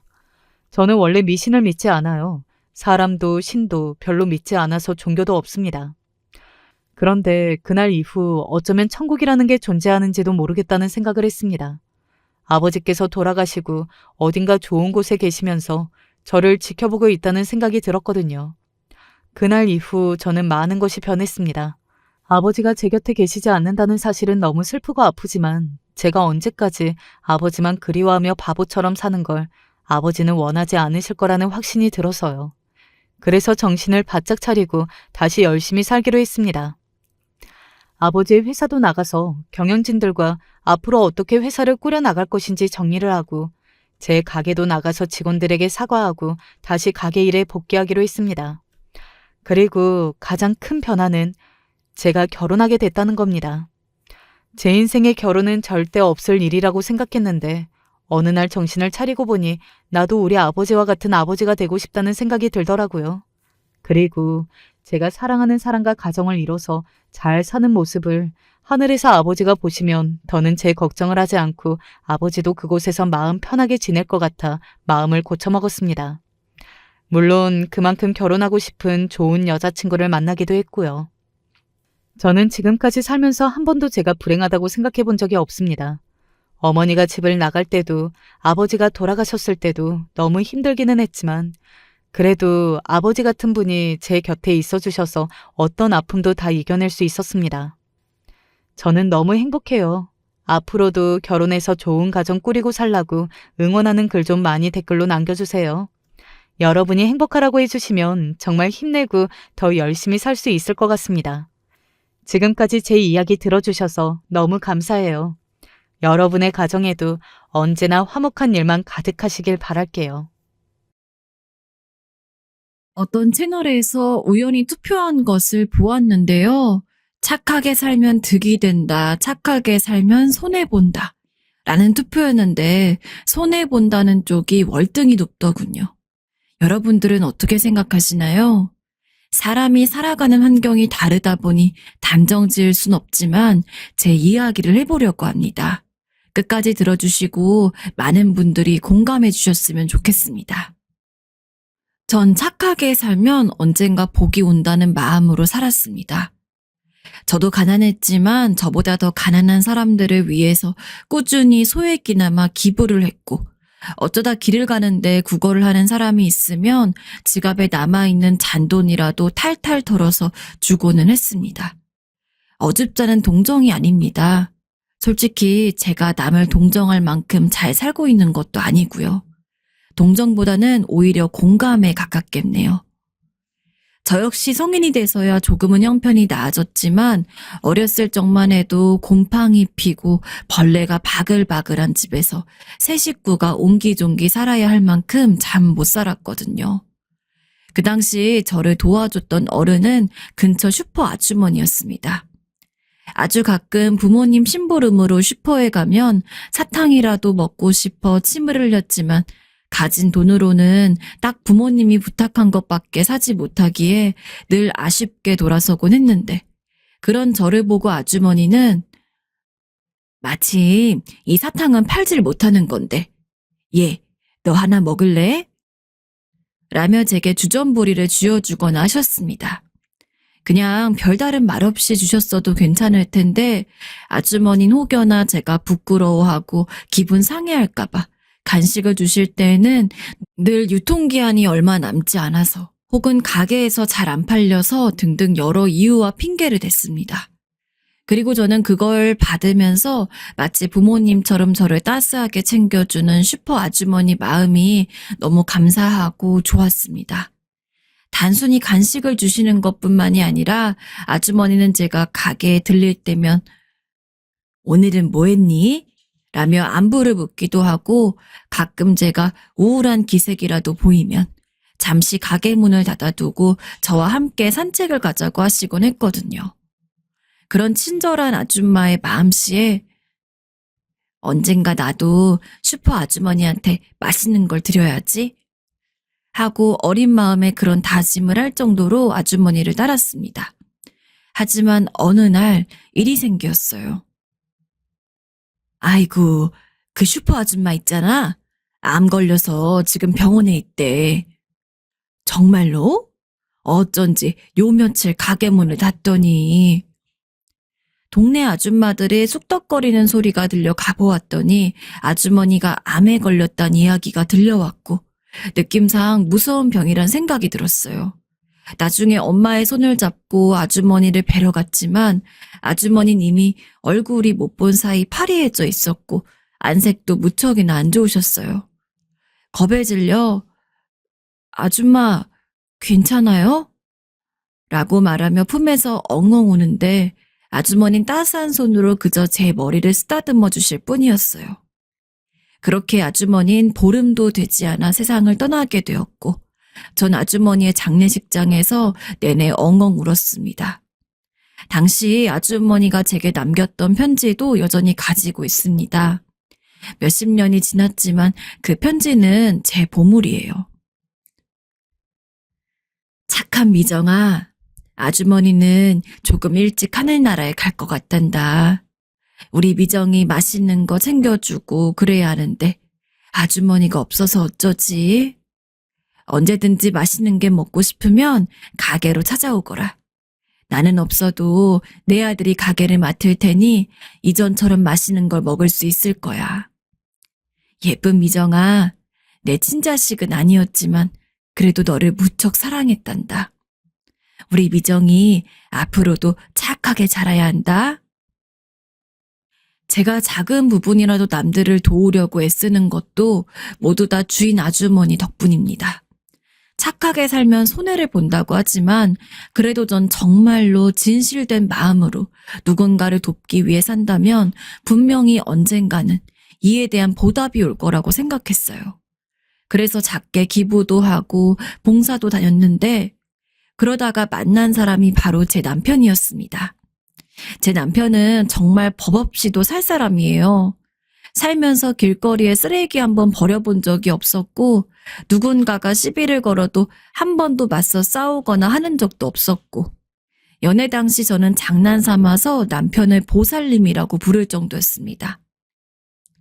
남편 역시 집안 형편이 좋진 않았지만 남편 자체가 따스한 마음씨를 가지고 있었으며 너무도 좋은 사람이었기에 전 남편과 함께 살고 싶다고 생각했어요. 남편이라면 다른 사람을 돕고자 하는 제 마음을 이해해 줄 수 있을 것 같았고 더 나아가서 그런 일들을 저와 함께 해줄 수 있을 거라 생각했거든요. 하지만 결혼을 하는 데 있어서 집안의 반대가 극심했어요. 저희 집은 저희 집대로 이렇게 이야기가 나왔습니다. 성격만 좋은 사람 만나서 뭐하니? 성격이 좋아도 돈을 못 벌면 소용이 없는 거야. 우리 형편에 엄청나게 잘 사는 사람을 만나지 못하더라도 최소한 그래도 번듯한 직장 가지고 집에 돈도 좀 있는 사람을 만나야지. 결혼은 현실이야. 남편 역시 비슷했습니다. 물론 사는 데 있어서 경제적인 부분이 무척 중요하죠. 저 역시 돈 많으면 좋습니다. 하지만 그래도 돈보다 더 나은 가치가 분명히 존재하고 저는 그 가치가 바로 인간의 선함이라고 생각했어요. 돈이 많아도 결국 일을 쓰는 사람의 마음이 나쁘다면 돈은 제 값을 다 할 수 없고 반대로 아주 적은 돈일지라도 일을 쓰는 사람의 마음이 선하다면 그 돈은 원래 가치보다 더 큰 효용을 발휘할 수 있다고 생각하거든요. 전 어렸을 적 주인 아주머니 덕분에 이러한 믿음을 가지고 있었습니다. 그래서 남편과의 결혼을 밀어붙였어요. 어머니랑 아버지가 하는 말씀 다 이해합니다. 하지만 저는 그래도 남편이 아닌 다른 사람을 만나고 싶진 않아요. 제가 지금껏 봐온 모든 사람들을 통틀어서 저희 남편만큼 착한 사람이 없어요. 물론 당장 돈을 많이 버는 것은 아니지만 그래도 저는 남편과 함께 있어야만 행복할 수 있을 것 같아요. 자식 이기는 부모 없다고 제가 열심히 결혼을 하고 싶다고 그러자 저희 부모님도 결국에는 그래, 알겠다. 네 뜻대로 해라. 하며 울며 거자 먹기 식으로 저희의 결혼을 허락해 주었습니다. 남편 역시 본인 나름대로 시부모님을 설득하였고 결국 저희는 양가 반대가 있었지만 이를 이겨내고 무사히 결혼식까지 치렀습니다.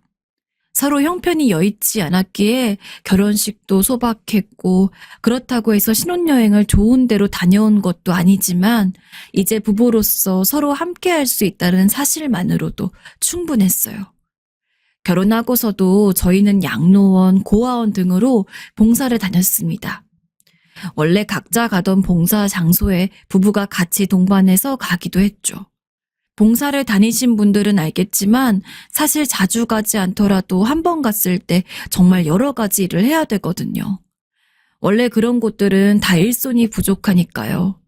그래서 전날 아무리 푹 쉬고 가도 봉사만 하고 오면 온몸이 녹초가 돼서는 걸을 힘조차 없는데 힘들더라도 남편이 옆에 있으니 평소보다 더 기운이 나는 듯한 느낌이었습니다. 나와 완전히 같은 마음으로 같은 길을 보면서 함께 걸을 수 있는 동반자가 있다는 것은 제가 예상했던 것보다 훨씬 더 큰 힘이 됐어요. 물론 그렇게 봉사를 다니면서도 부부끼리 오붓하게 보내는 시간을 소홀히 하진 않았습니다. 그리고 결혼 약 1년 만에 전 외동아들을 하나 낳게 되었어요. 저희 아들은 참 얌전했습니다. 아기 때부터도 칭얼거리는 거 하나 없었고 어설프게나마 걷고 말을 하기 시작한 뒤에도 저와 남편 말이라면은 무조건 고개를 끄덕끄덕하며 들었고 장난감 하나 없이도 언제나 까르르 웃는 그런 착한 아들이었죠. 어쩌다 동네에 아들을 데리고 나가면 제 손을 꼭 잡고 한눈 한 번 안 팔고 걷고 주민들을 만났을 때 배꼽 인사를 하는 통에 당시 친하게 지내던 아주머니들은 아유, 아들이 너무 얌전하고 착하네 라며 칭찬 일색이었습니다. 그런 아들에게 종종 전 이런 말을 하곤 했어요. 지민아, 엄마는 네가 돈을 많이 벌어서 훌륭한 사람이 되기보다는 남들을 도울 줄 아는 마음씨를 지녀서 훌륭한 사람이 되기를 바란다. 돈을 많이 버는 것도 물론 좋지만 사실 부자가 되는 것보다 더 어려운 것이 착한 사람이 되는 거야. 엄마는 네가 나중에 커서 너보다 힘든 사람들을 도울 수 있는 그런 멋진 어른이 되길 바래. 그렇게 아들은 제 바램대로 엄마 아빠 먹으라며 하나밖에 없는 간식을 나눠줄 줄 아는 아이, 부모에게 사랑한단 말을 입에 달고 사는 아이로 자라나고 있었어요. 조촐해 보일 수도 있는 새 식구지만 저희 가족은 그 누구보다 단란하게 서로를 아끼고 사랑하며 지냈어요. 하지만 그런 저희에게도 좋지 않은 일은 찾아왔습니다. 살면서 제일 많이 신을 원망했던 때였고 하늘에 대고 수없이 비명을 지르던 때였습니다. 어느 날이었습니다. 언젠가 어린이집 하굣길 횡단보도 하나를 앞에 두고 아들과 마주보고 있었습니다. 언제나와 같은 일상이었고 평범한 하루였어요.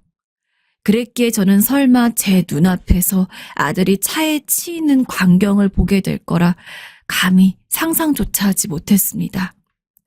횡단보도에 초록불이 켜지기 전에 빨리 지나가려던 차량이 속도를 높였고 저에게 빨리 오기 위해서 초록불이 되자마자 황급히 달려오던 아들은 미처 브레이크를 밟지 못한 차에 부딪혀 날아갔습니다. 쓰러진 아이를 붙잡고 눈물 콧물을 쏟으며 누가 119 좀 불러주세요. 우리 아들 좀 살려주세요. 하고 울부짖었습니다. 천사 같은 내 아들. 끝끝내 다시 눈을 뜨지 못하고 숨을 거둔 아들을 보며 전 한동안 넋이 나가서 아무것도 하지 못했습니다. 남편 역시 마찬가지였어요. 아이고, 우리 아들. 불쌍한 우리 아들. 차라리 나를 데려가지. 흔히 자식을 잃으면 가슴에 묻는다 하죠. 대기업은 아니더라도 번듯한 직장에 다니고 있던 저희는 상실감을 견디지 못하고 둘 다 일을 그만둔 채 하루 종일 집에 틀어박혀서 아들 사진을 보며 울었습니다. 부모가 원망스러운지 꿈에도 한번 나타나주지 않는 아들을 생각하며 제발 오늘 밤에는 그 예쁜 얼굴을 한번 비춰주기를 수십 번 기도하며 새벽이 돼서야 간신히 잠에 드는 나날을 반복했습니다. 이대로 살면 안 된다는 걸 알았는데 도저히 마음을 가눌 수가 없었습니다. 사랑하는 남편이 여전히 옆에 있었지만 남편 하나만으로 아들을 잃은 슬픔을 채울 수 없었죠. 사실상 그렇게 거의 10년간은 노숙자처럼 지냈던 것 같아요. 우울증으로 집은 아무도 청소를 안 해서 쓰레기장이 되어갔고 그나마도 다니던 직장을 다 그만두었기에 모아둔 돈을 까먹으면서 의식주를 해결했습니다. 이 모습을 보면 하늘에서 아들이 슬퍼할 거라는 생각도 했는데 왜 그리도 다시 일어서기가 힘이 들던지. 언제나 아들을 중심으로 하여 따스한 웃음만이 감돌았던 저희 집은 한여름에도 차가운 냉골과 같았습니다. 오늘은 뭐 했는지, 이제 뭐 할지, 소소하고 작지만 단란한 이야기를 나누던 저희 부부는 이제 정말 필요한 이야기를 제외하고는 대화조차 하지 않게 되었습니다. 서로를 싫어했던 것이 아니라 아들이 없는 상황에서 차마 예전처럼 다시 웃을 수가 없었던 것뿐이죠. 그러던 어느 날 그렇게 죽을 때까지 아무것도 하지 않고 무기력하게 살 것만 같은 저희가 일어날 수 있었던 이유는 꿈에 나온 저희 아들 덕분이었습니다. 여보, 꿈에 우리 아들이 나왔어. 우리 아들이. 정말로? 아들이 죽은 지 10년 만에 처음으로 꿈에 나온 거였죠. 꿈에서 아들은 여전히 어린 모습이었습니다. 하지만 살아있을 적보다 말을 또박또박하게 했고 평소 얌전하던 것과는 달리 이곳저곳 뛰어다니며 활발하게 지내고 있었죠. 본능적으로 전 그게 꿈이라는 걸 알고 있었으며 아마 아들이 있는 곳은 우리가 흔히 이야기하는 하늘나라일 거라고 생각했던 것 같습니다. 너무도 행복하게 지내는 모습에 저도 모르게 눈물이 나와 손으로 눈물을 닦아내는데 언제 앞에 와 있었는지 아들이 저를 많이 보더군요. 그리고는 제 손을 잡았습니다. 엄마, 사랑해요. 그러니까 행복하게 살아주세요. 아들이 죽고 꼭 한 번만 더 듣고 싶었던 말이었는데 아들은 그 어느 때보다도 반짝반짝하고 생기 있는 눈으로 저를 마주 보았습니다. 그리고 사랑한다고 이야기해 주었어요. 그 말을 듣자마자 꿈에서 깼는데 정말로 아들과 손을 잡은 것처럼 아들에게 잡혀있던 왼손이 따뜻했습니다. 그 온기를 느끼자마자 저도 모르게 펑펑 울며 남편을 깨웠어요. 그리고 남편 역시 제 꿈 이야기를 듣자마자 눈시울을 붉혔죠. 정말 신기한 게 뭔지 아시나요? 제가 꿈을 꾼 뒤 며칠 뒤 아들은 남편 꿈에도 나타났습니다.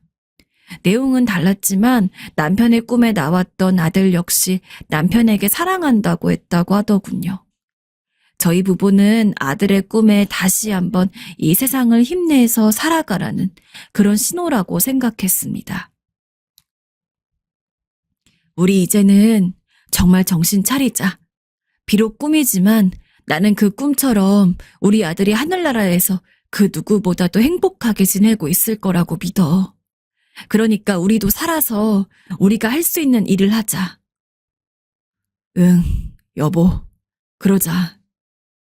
다시 회사를 다니긴 힘들었기에 저희는 집 근처에 작은 포장마차 노점을 열었습니다. 그리고 겨울에는 붕어빵을, 나머지 계절에는 떡볶이, 튀김, 순대와 같은 분식을 팔았어요. 장사가 잘 되는 것은 아니었습니다. 하지만 언제나 성심성의껏 친절하게 손님들을 대하다 보니까 다른 포장마차나 가게에 들려도 되는데도 불구하고 일부러 저희 포장마차를 찾아와서는 음식을 살 정도의 단골들도 많이 생겼어요. 참 감사할 점이었죠. 다만 계절마다 장단점이 있긴 하지만 저희 부부가 추위를 무척 못 견디는 성향이라 겨울철에 장사하는 게 유독 힘들었어요. 붕어빵을 판다고 해도 그 온기가 엄청 대단한 것도 아니었고 포장마차가 허름하다 보니 보온도 잘 안 돼서 저희는 겨울 때마다 늘 덜덜 떨며 붕어빵을 팔았습니다. 그리고 그날도 붕어빵을 팔고 있었는데 웬 10살 정도 돼 보이는 어린애랑 많아봤자 5살 혹은 6살 정도 되는 어린애가 둘이 손을 잡고 포장마차 앞을 기웃거리더라고요. 특히나 둘 중 더 어린애는 딱 살아생전 저희 아들의 또래로 보였습니다. 순간 떠난 아들 생각이 나서 조금 마음이 차분해져서 저도 모르게 아들 생각을 하고 있는데 꼬질꼬질해 보이던 두 아이는 주머니에서 동전을 세는 듯 하다가 붕어빵을 흘깃보더니 고개를 가로줬더라고요. 딱 봐도 붕어빵을 사 먹기에는 돈이 부족한 것 같았습니다. 얘들아, 이리 와서 붕어빵 먹을래? 네? 아이들이 화들짝 놀라더라고요. 어차피 큰돈 벌려고 장사하는 것도 아니었고 다른 것도 아니고 아들 생각을 나게 하는 아이들에게 부족한 돈을 받으면서 붕어빵을 주고 싶지도 않았습니다. 그래서 저희 부부는 아이들을 불러선 하얀 봉지 붕어빵 10개를 포장하여 주었습니다. 아무 돈도 받지 않고 말이죠. 저희 돈이 없는데. 괜찮아. 이건 아줌마가 그냥 주는 거야. 예쁘게 생겨서. 아이들은 처음엔 선뜻 받지 못했지만 흰 봉지 안에서 하얗게 피어오르는 붕어빵 냄새에 침을 꼴깍꼴깍 삼키더니 결국 저희에게 꾸벅 머리를 숙이고는 둘이 붕어빵을 나눠 먹기 시작했습니다. 앞으로도 붕어빵 먹고 싶으면 아줌마랑 아저씨 찾아와. 돈은 없어도 괜찮으니까. 그리고 아이들은 저희 말대로 며칠에 한 번씩 붕어빵을 먹기 위해 포장마차를 찾아왔습니다. 저희는 그때마다 아이들을 위한 붕어빵을 10개씩 포장해서 건네주었죠. 아이들은 제법 낯을 가리는가 싶었지만 저희와 얼굴을 자주 보고 짧게나마 인사를 나누다 보니까 저희 부부가 조금 편해진 모양이었습니다. 나중에 가서는 자기들 이야기도 많이 하더라고요. 대충 들어보니까 부모님은 5살인 둘째가 태어난 직후에 할머니에게 맡기고 그 이후로는 나이 든 할머니와 살고 있는 것 같았습니다. 들어보니 형편이 무척 딱했어요. 아줌마랑 아저씨가 준 붕어빵 할머니한테도 가져다 드리는데 할머니가 너무 맛있다고 해요. 감사합니다. 아직 어린데도 불구하고 아이들은 참 인사성이 좋았습니다. 너무 귀여웠던 것이 가끔 교회에서 홍보용으로 나눠주는 사탕 같은 걸 일부러 저희를 주겠다고 먹고 싶은 걸 참으면서 그대로 가져와 주고 가곤 했는데 그 마음이 참 따뜻하기도 하면서 좋더라고요. 처음엔 솔직히 아들이 하늘나라에 간 이후 아들 또래의 아이들을 보는 것이 너무나 어려웠습니다. 자꾸 하늘로 간 아들 생각이 나서 눈물이 날 것 같았거든요. 그래서 아이들을 봤을 때에도 아들 생각에 눈물을 훔쳤지만 매일같이 얼굴을 마주하다 보니 정이 무척이나 많이 들었습니다.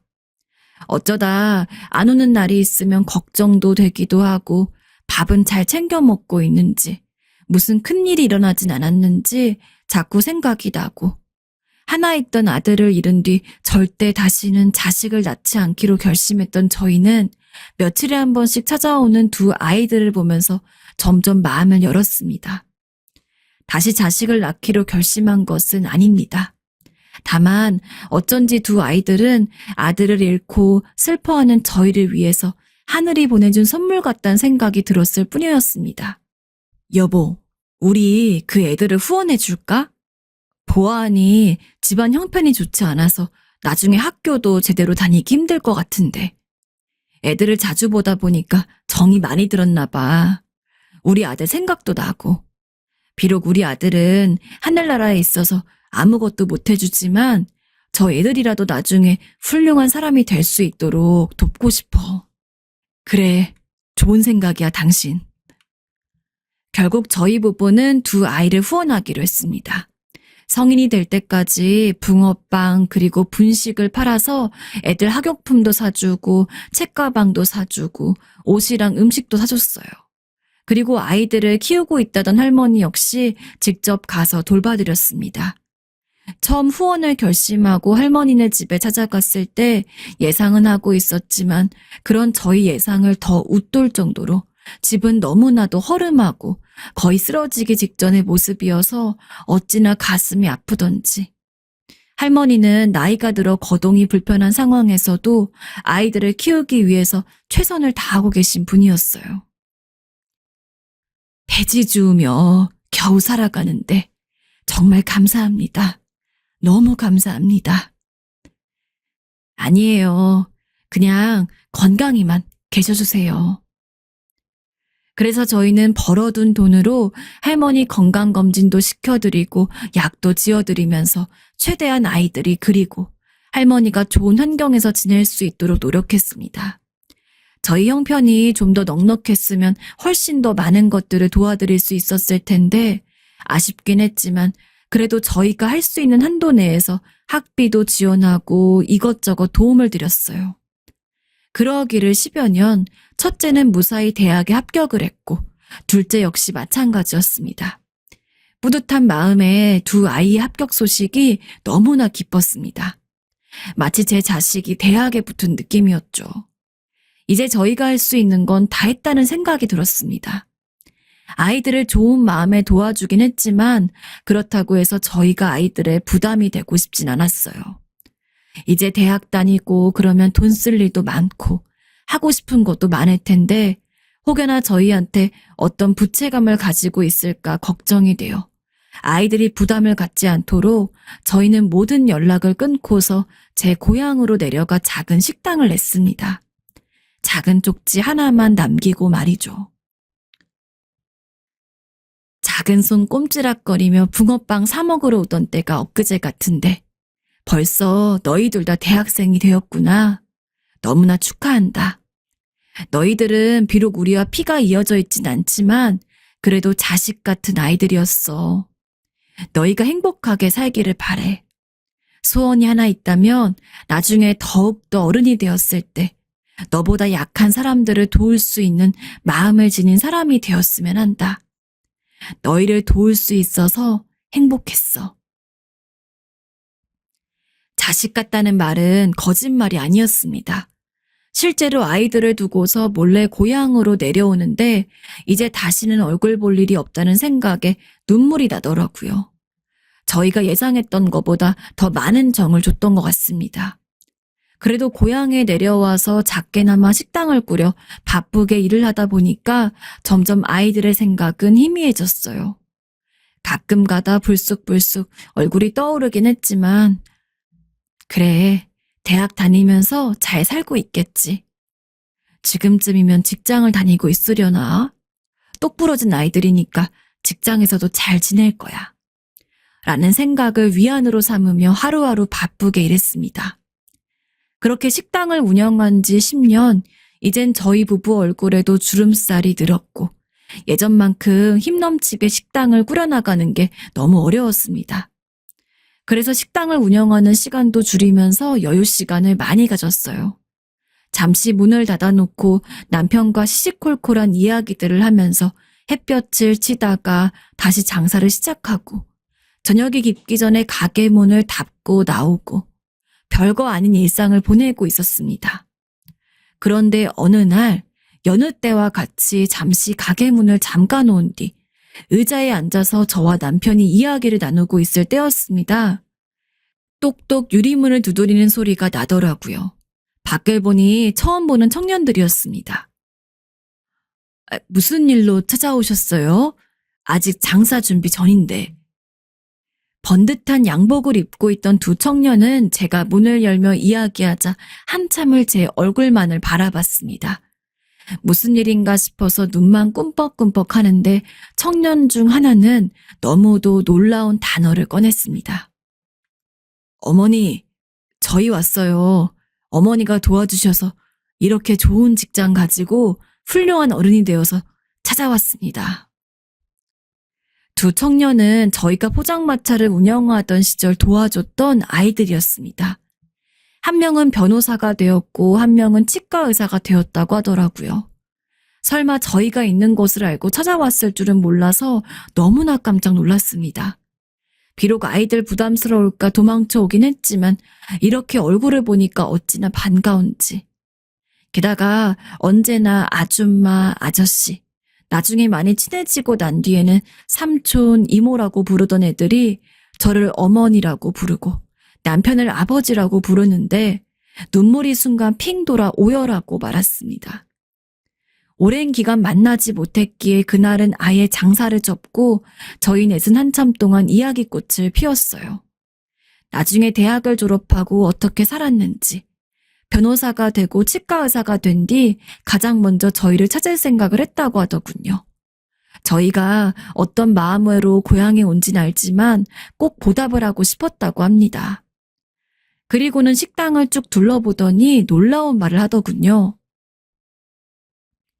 저희가 식당 근사하게 마련해드리겠습니다.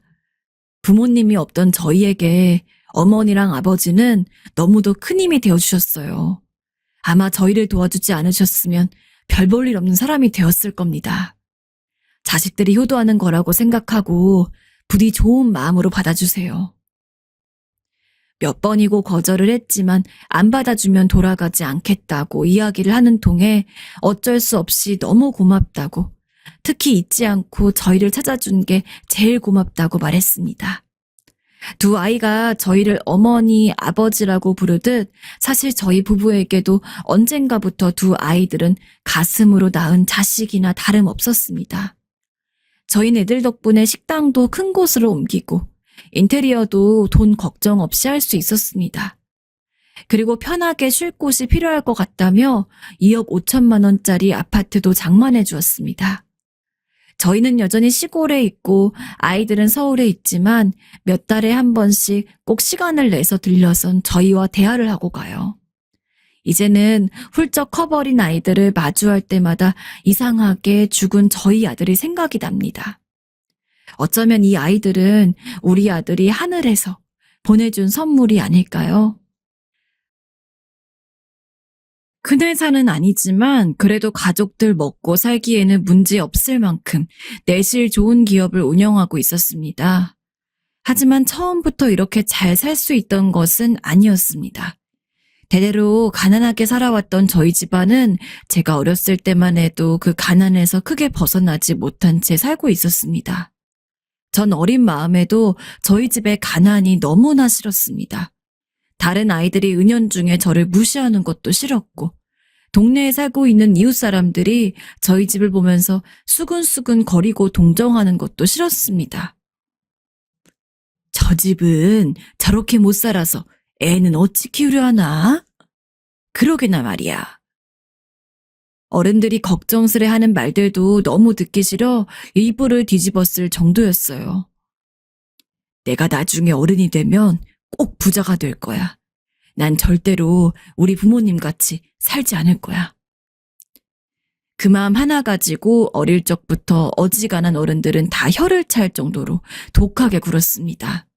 공부도 열심히 했고 운동도 열심히 했고 제가 할 수 있는 일에 대해서는 최선을 다했습니다.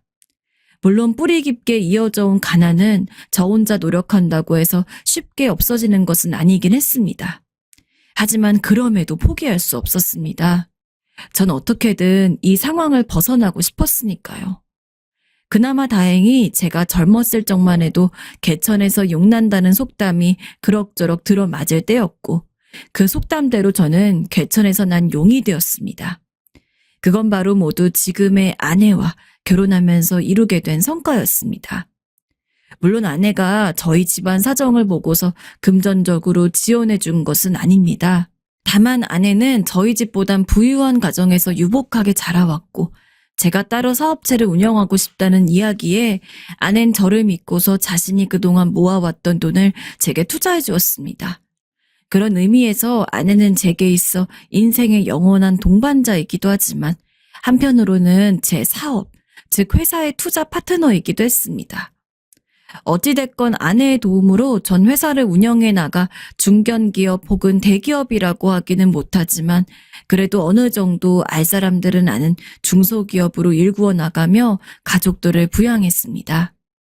이렇게 되기까지 제가 무척이나 힘든 시기를 보내왔기에 저와 아내 사이에서 낳은 아이들은 절대로 돈 걱정할 일 없게 만들고 싶었다는 것이 아버지로서의 제 솔직한 심정이었습니다. 아마 여러분들이라면 다 이해하시리라 생각이 듭니다. 만약에 나중에 하고 싶은 것이 마땅히 없다면 아빠 회사에서 일을 해도 괜찮다. 자녀들의 독립심을 키워주는데 제 교육 방침이 그리 좋지 않았을 수 있습니다. 하지만 저는 제가 이렇게 일구어 놓은 회사를 남에게 넘겨주고 싶지 않았습니다. 그 사람이 아무리 일을 잘한다고 해도 말이죠. 이왕이면 제 자식이 하나하나 배워서는 나중에 저나 아내가 세상에 없을 때 저희를 대신해서 이 회사를 이어받기를 바랬습니다. 제게는 두 딸이 있었고 요즘 젊은 사람들에 비하면 전 당연히 옛날 시대를 사는 사람이긴 했지만 그때 보편적으로 만연했던 남아 선호사상 같은 것도 없었습니다. 특히나 아내와 결혼하고 나서는 아내가 제게 보여줬던 사업적인 감각 같은 것들을 누구보다 가까이서 확인했던지라 여자이기 때문에 사업하기에 부족할 거란 인식은 애초부터 없었습니다. 오히려 딸들은 저보단 아내를 더 닮은 구석이 있었기에 나중에 아이들이 컸을 때 제 바램대로 둘 중 하나는 제가 가진 회사를 이어서 잘 운영할 것이란 기대가 있었죠. 그때였어요. 첫째가 먼저 말을 반갑게 꺼내더라고요. 아버지, 저 아버지 회사에 다녀보고 싶어요. 우리 회사에 말이냐? 네. 물론 아버지가 사장님이라고 해서 바로 높은 자리를 원하는 건 아니에요. 아시다시피 전 사회 초년생이잖아요. 직장 경험도 없고. 아무리 제가 아버지 딸이라고 해도 아무런 경험도 없는 상황에서 높은 직위를 가지게 되면 분명히 많은 실수가 있을 거예요. 그러니까 신입사원으로 입사를 해서 경험을 쌓고 싶어요. 안타깝게도 둘째는 제가 운영하는 회사에 그리 관심이 없었습니다. 애초에 첫째와는 나이 차이가 꽤 있었기에 학생 입장에서 하고 싶은 것도 많을 테고 아버지 회사에 그리 관심을 가지기는 힘들었을 겁니다. 하지만 첫째는 달랐습니다. 어릴 적부터 영특했던 첫째는 초등학교부터 대학교 시절까지 성적으로 저희 부부 걱정시킨 적이 한 번도 없었고 그렇다고 해서 품행이 나쁘지도 않았습니다. 오히려 모범생이라고 칭찬을 들으면 들었죠. 내심 그런 첫째를 보고 첫째가 부디 제가 운영하는 회사에 관심을 가져 나중에 사장 자리를 물려받았으면 했는데 참 다행스럽게도 대학을 졸업함과 동시에 첫째는 저에게 회사에 다녀보고 싶다는 이야기를 꺼냈습니다.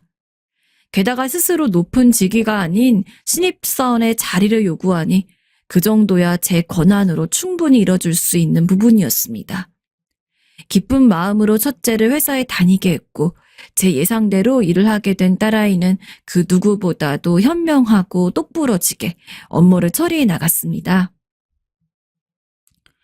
여보, 우리 하람이가 확실히 똑똑하긴 해.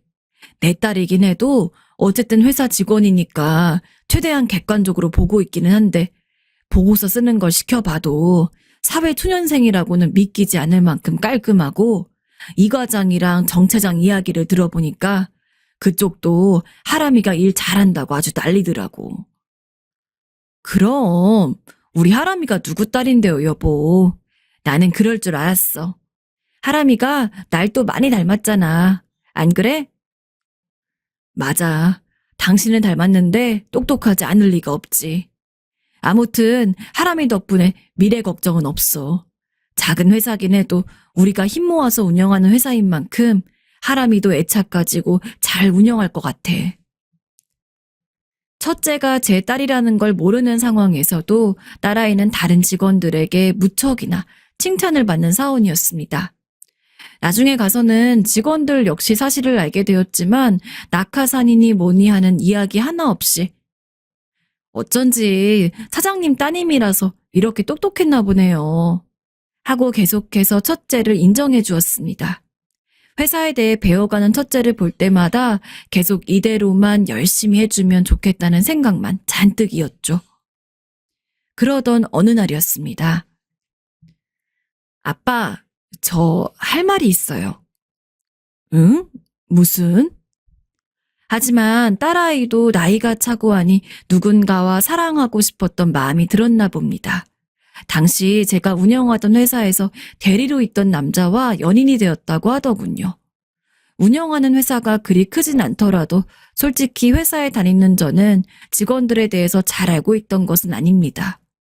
기껏해야 회사에서 오래 일했던 과장 이상급의 직원들과만 어느 정도 안면이 있고 이야기를 트는 상황이었죠.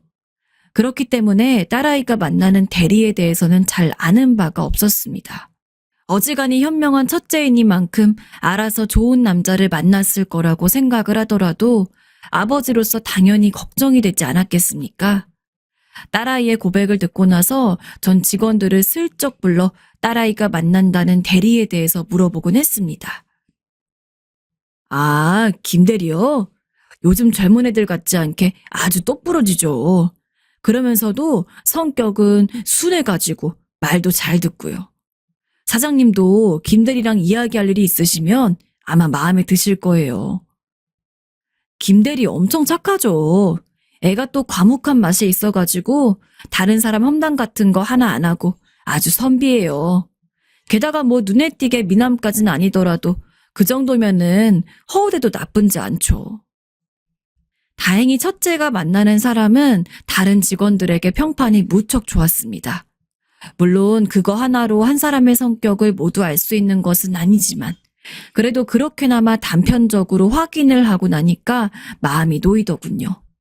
첫째 성격상 만약에 사귀다가 그 남자와 헤어졌다고 해도 일에 지장이 가게 할 성향도 아니고 나중에 정말로 진지하게 결혼을 생각한다 하더라도 나쁘지 않은 상대라고 생각했습니다. 그렇게 첫째는 무려 4년간을 연애했고 정말로 그 남자를 저희 집에 인사시켰습니다. 결혼하고 싶다고 말이죠. 아빠, 나도 이제는 이이랑 결혼하고 싶어요. 연애도 할 만큼 했고, 빨리 결혼해서 애도 낳고 행복하게 사는 게 제 꿈이에요. 결혼 허락해 주세요. 정말 누구보다도 더 잘 살 수 있어요. 그래, 알았다.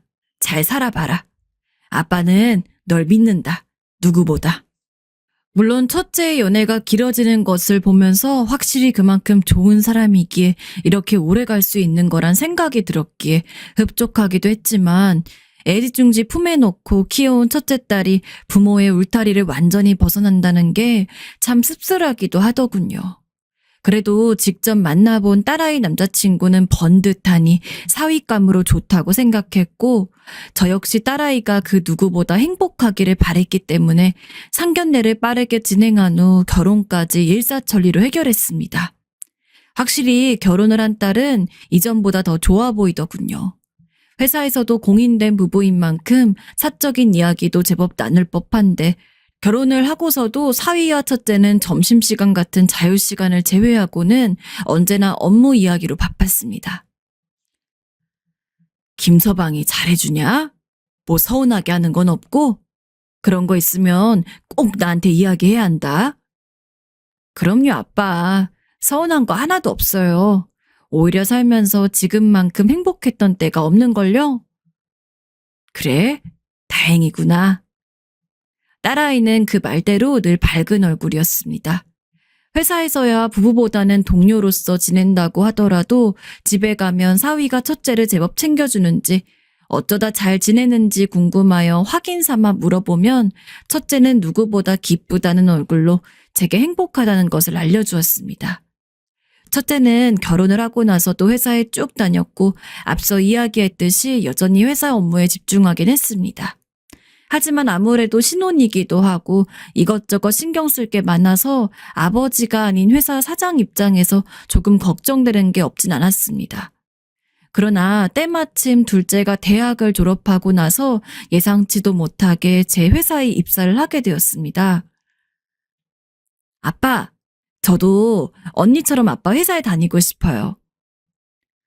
한 번도 제 회사에 관심을 보인 적이 없던 둘째가 갑자기 입사를 하고 싶다고 이야기하니 당황스럽긴 했지만 이유를 물어보니 언니의 모습이 좋아 보였다고 하더라고요. 마침 첫째가 예전만큼은 회사에 온 신경을 집중하지 못하니 그 빈자리를 둘째가 채워줄 수도 있겠다 싶더군요.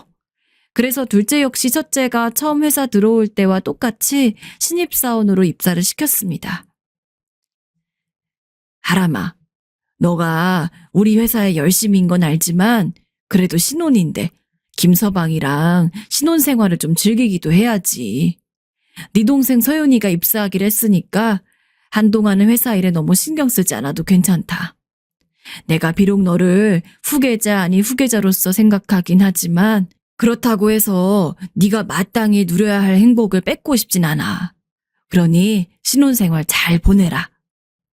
알겠어요, 아빠. 생각해 주셔서 감사해요. 첫째는 제 말을 듣고 둘째가 입사한 뒤 조금 부담이 덜해졌는지 평소에는 내라고 해도 내지도 않던 연차도 내고 사위랑 데이트를 하는 모양이었어요. 그걸 보니 저도 마음이 편했고 둘째가 첫째 빈자리를 완벽히 채워줄 순 없었지만 그런대로 만족하고 지냈어요. 그렇게 평범한 하루하루가 계속되고 있었습니다. 그런데 어느 날 갑자기 둘째가 회사를 그만두고 싶다더군요. 회사에서 일을 한 지 딱 1년 만에 한 이야기였습니다. 갑자기 회사를 그만두겠다고? 왜? 불편한 거라도 있었니? 아니요. 그냥 여행을 떠나고 싶어서요. 여행을? 뭔가 불편한 점이라도 있나 싶어서 물어봤지만 둘째는 그저 조금 여행을 떠나고 싶다는 이야기를 했습니다. 하지만 대학 다니면서 여행은커녕 친구들과 약속을 잡는 것도 거의 못 봤기 때문에 이상하기도 했고 의아하기도 했어요. 갑자기 무슨 바람이 들었나 싶긴 했지만 아무래도 평소엔 하지 않던 회사 일을 하면서 이래저래 스트레스가 많이 쌓였나 보다 싶어 허락을 해주었습니다. 그래, 너 여행 다녀오고 싶을 만큼 다녀오고 돌아와서도 계속 회사에서 일하고 싶다면 이야기해라. 네 자리는 언제든지 남아있으니까. 한 달 정도 원 없이 국내 이곳저곳을 돌아다니고 싶다길래 용돈까지 두둑이 쥐어주고서 여행을 보냈습니다. 대신 혼자 여행을 가는 만큼 걱정이 안 될 수가 없어 주기적으로 집에는 연락을 해달라고 했죠. 그렇게 여행을 떠난 딸아이는 못해도 며칠에 한 번씩은 잘 지내고 있다는 식의 안부를 전해왔습니다. 하지만 그것도 잠시, 얘기했던 한 달째가 됐는데 딸아이는 집에 들어올 생각을 하질 않았습니다. 여행을 하다 보면 예기치 못한 변수가 있기도 하니까 그것 때문에 여행 기간이 늘어났나 싶어 일주일 정도는 그냥 기다렸습니다. 하지만 딸아이는 그 뒤로도 집에 들어오질 않았습니다. 심지어 연락조차 하지 않았죠. 아니, 정확히는 딱 하나의 연락을 남겨두고서는 그 뒤로 아무런 어떠한 안부도 전하지 않은 겁니다. 조금만 더 쉬다 올게요. 한 번도 이런 모습을 보인 적이 없던 딸이었기에 너무나 걱정이 됐습니다. 그래서 어떻게든 연락을 취해보려고 했으나 둘째 딸은 핸드폰도 꺼두고 완전히 잠적을 해버리더라고요. 여보, 우리 애 무슨 일이라도 있는 거 아니에요? 이러다가 내가 제명에 못 살겠어요. 그러니까요. 도대체 왜 이러는 걸까요?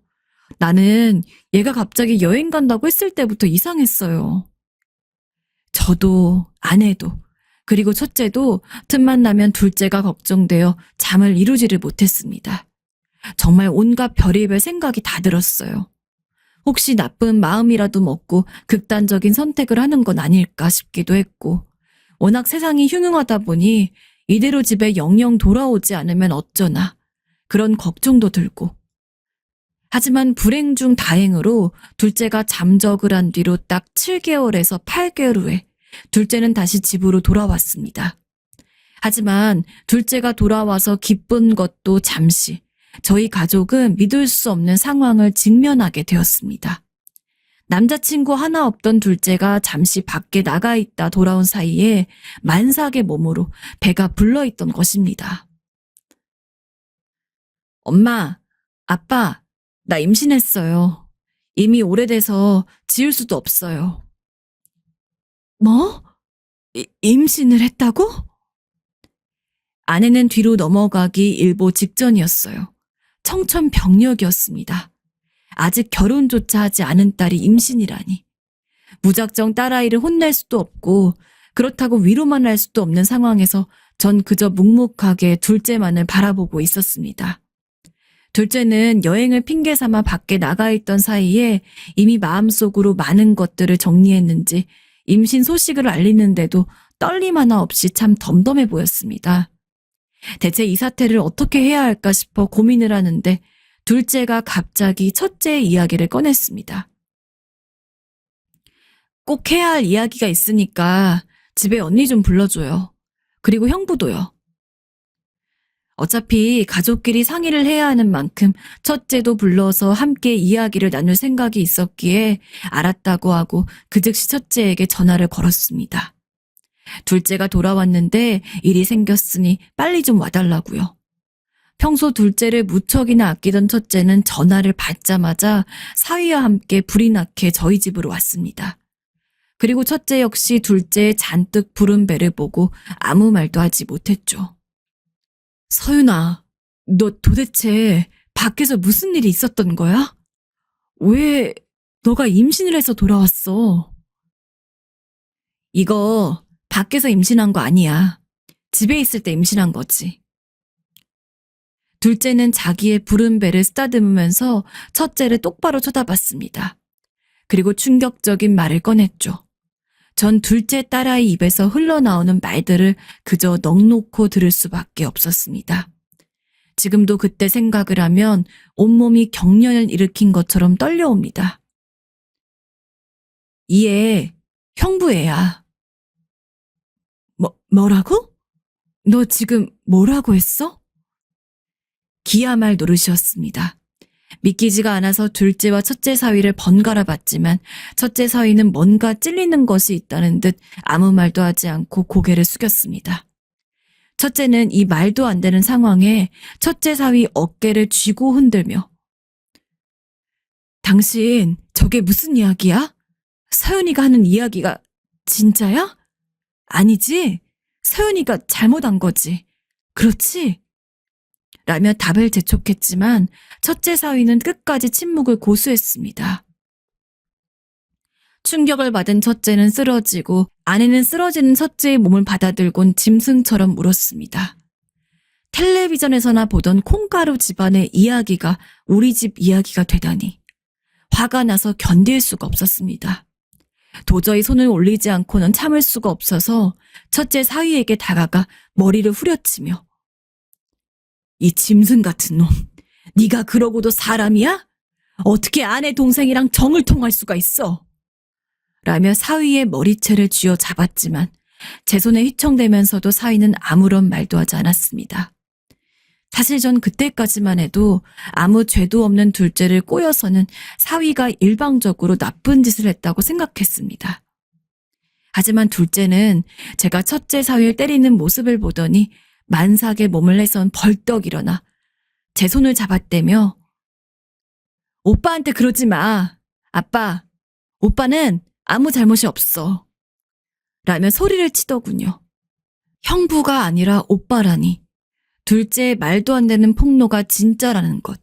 그리고 이 모든 것이 그저 음흉한 첫째 사위의 계략 같은 게 아니라 정말 둘이서 마음이 맞아서 일어났다는 사실을 전 도저히 믿을 수가 없었습니다.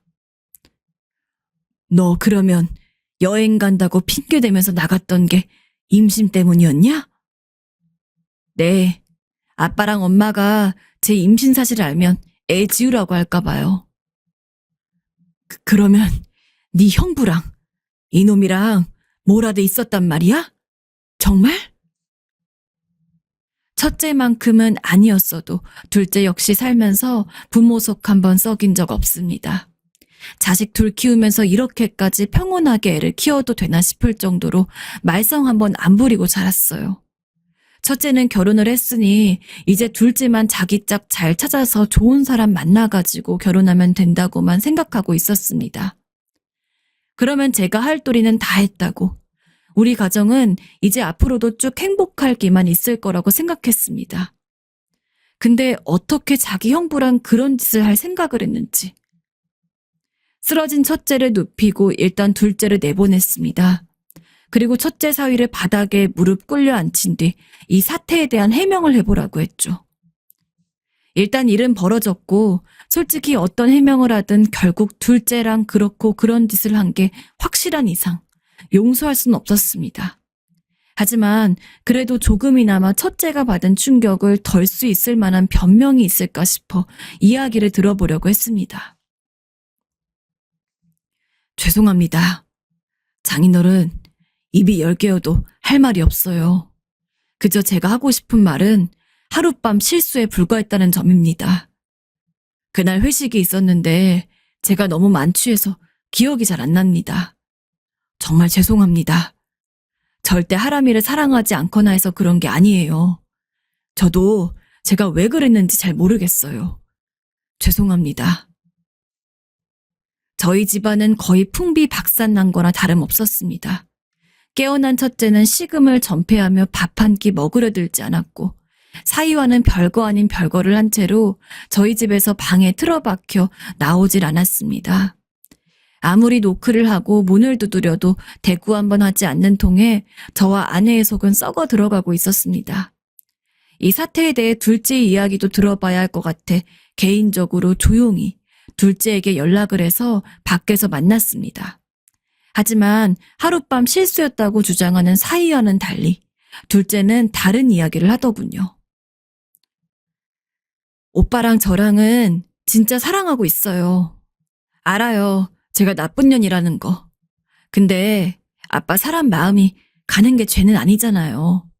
물론 언니한테 미안하긴 하지만 저도 우리 가족들 생각해서 마음 단단히 고쳐먹으려고 여러 번 노력해봤어요. 근데 안 되는 걸 어떡해요. 그러면서 둘째가 제게 보여준 것은 카카오톡의 대화 내용이었습니다. 하루 이틀에 걸친 게 아닌 몇 개월 이상의 대화 내용이 눈앞에 수두룩했죠. 전부 자세히 읽어보진 않았으나 기억에 남는 대화 내용이 있습니다. 둘째와 첫째 사위가 서로 사랑을 속삭이는 내용이었습니다. 솔직히 결혼 허락받으러 인사 갔을 때 난 서연이 너 보고 마음이 너무 설렜어. 하람이 만나면선 한 번도 제대로 가슴이 뛰어본 적이 없었는데 우리가 이렇게 만나지 않았다면 지금보다 훨씬 더 깊고 가까운 관계가 되지 않았을까? 나도 그렇게 생각해, 오빠. 그래서 언니가 너무 미워. 나에게서 오빠를 뺏어갔잖아. 오빠, 너무 사랑해. 오빠가 언니 남편이라고 하더라도 마음만큼은 오빠가 내 남편이야. 당연하지. 나도 마음만큼은 하람이가 아니라 서윤이 네 남편이야. 그뿐만이 아니었습니다.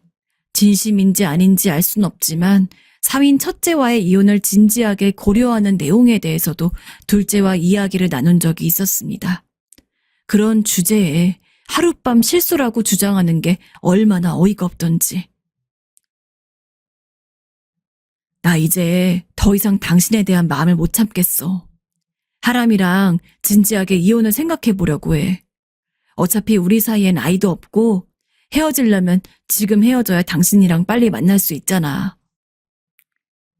대체 어쩌다 일이 이렇게 된 걸까요?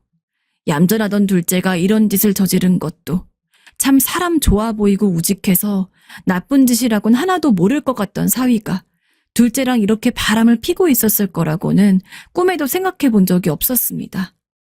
심지어 그런 상황에서도 사위와 둘째는 첫째에 대한 미안한 마음이라고는 전혀 없어 보였죠. 물론 도의적으로 봤을 때 언니 남편이랑 이렇게 된 건 안 좋다고 생각해요. 하지만 아빠, 저랑 오빠는 정말 진심이에요. 우리는 진짜 사랑하고 있고 솔직히 제가 언니보다 오빠한테 더 잘해줄 자신 있어요. 그리고 오빠도 언니보다 저를 더 사랑해요. 우리라고 그렇게 몰래 사랑하면서 마음이 편하지 않아요. 당연히 엄마 아빠 눈치도 보이고 언니 눈치도 보였어요. 하지만 그래도 참을 수가 없었어요. 우리 좀 이해해 주시면 안 돼요, 아빠?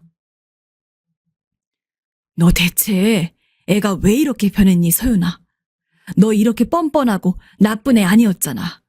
어떻게 그런 이야기를 할 수가 있어? 아니 아무리 마음이 같다고 그렇다고 형부되는 사람이랑 바람을 펴? 이게 지금 말이 된다고 생각하니? 솔직히 바람 핀 것도 핀 거지만 저런 식으로 바람을 사랑이라고 합리화하는 둘째의 모습이 너무나 충격적이었습니다.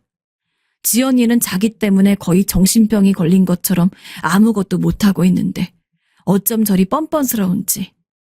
그 대화 이후로 전 둘째 딸을 제 자식이 아닌 걸로 생각하기로 했습니다. 나아지지 않는 상황에 아내 역시 알아누웠고 첫째는 그 사이에 극단적인 선택을 시도해서 정말로 하늘나라에 갈 뻔하기도 했거든요. 도저히 용서할 수가 없었습니다. 둘째 역시 첫째만큼 애지중지 키웠지만 이건 용납이 되는 수준이 아니었으니까요. 지금 저는 첫째 사위와 둘째를 어떻게 해야 제대로 혼을 낼 수 있을지를 고민 중입니다. 집에서 매일 눈물 젖은 얼굴로 퉁퉁 부어있는 첫째 얼굴을 볼 때마다 가슴이 찢어지는 것만 같아요. 제가 여기서 어떤 대처를 진행하면 될까요? 그동안 둘째를 너무 오냐오냐해서 키운 건지, 이 모든 게 제 잘못은 아닌 건지 참 고민도 많습니다. 여러분, 어떻게 저놈들에게 복수할 수 있을까요? 정말 피도 눈물도 없이 밟아주고 싶습니다. 다신 일어나지 못하게요. 아니, 그보단 똑똑히 알려주고 싶습니다.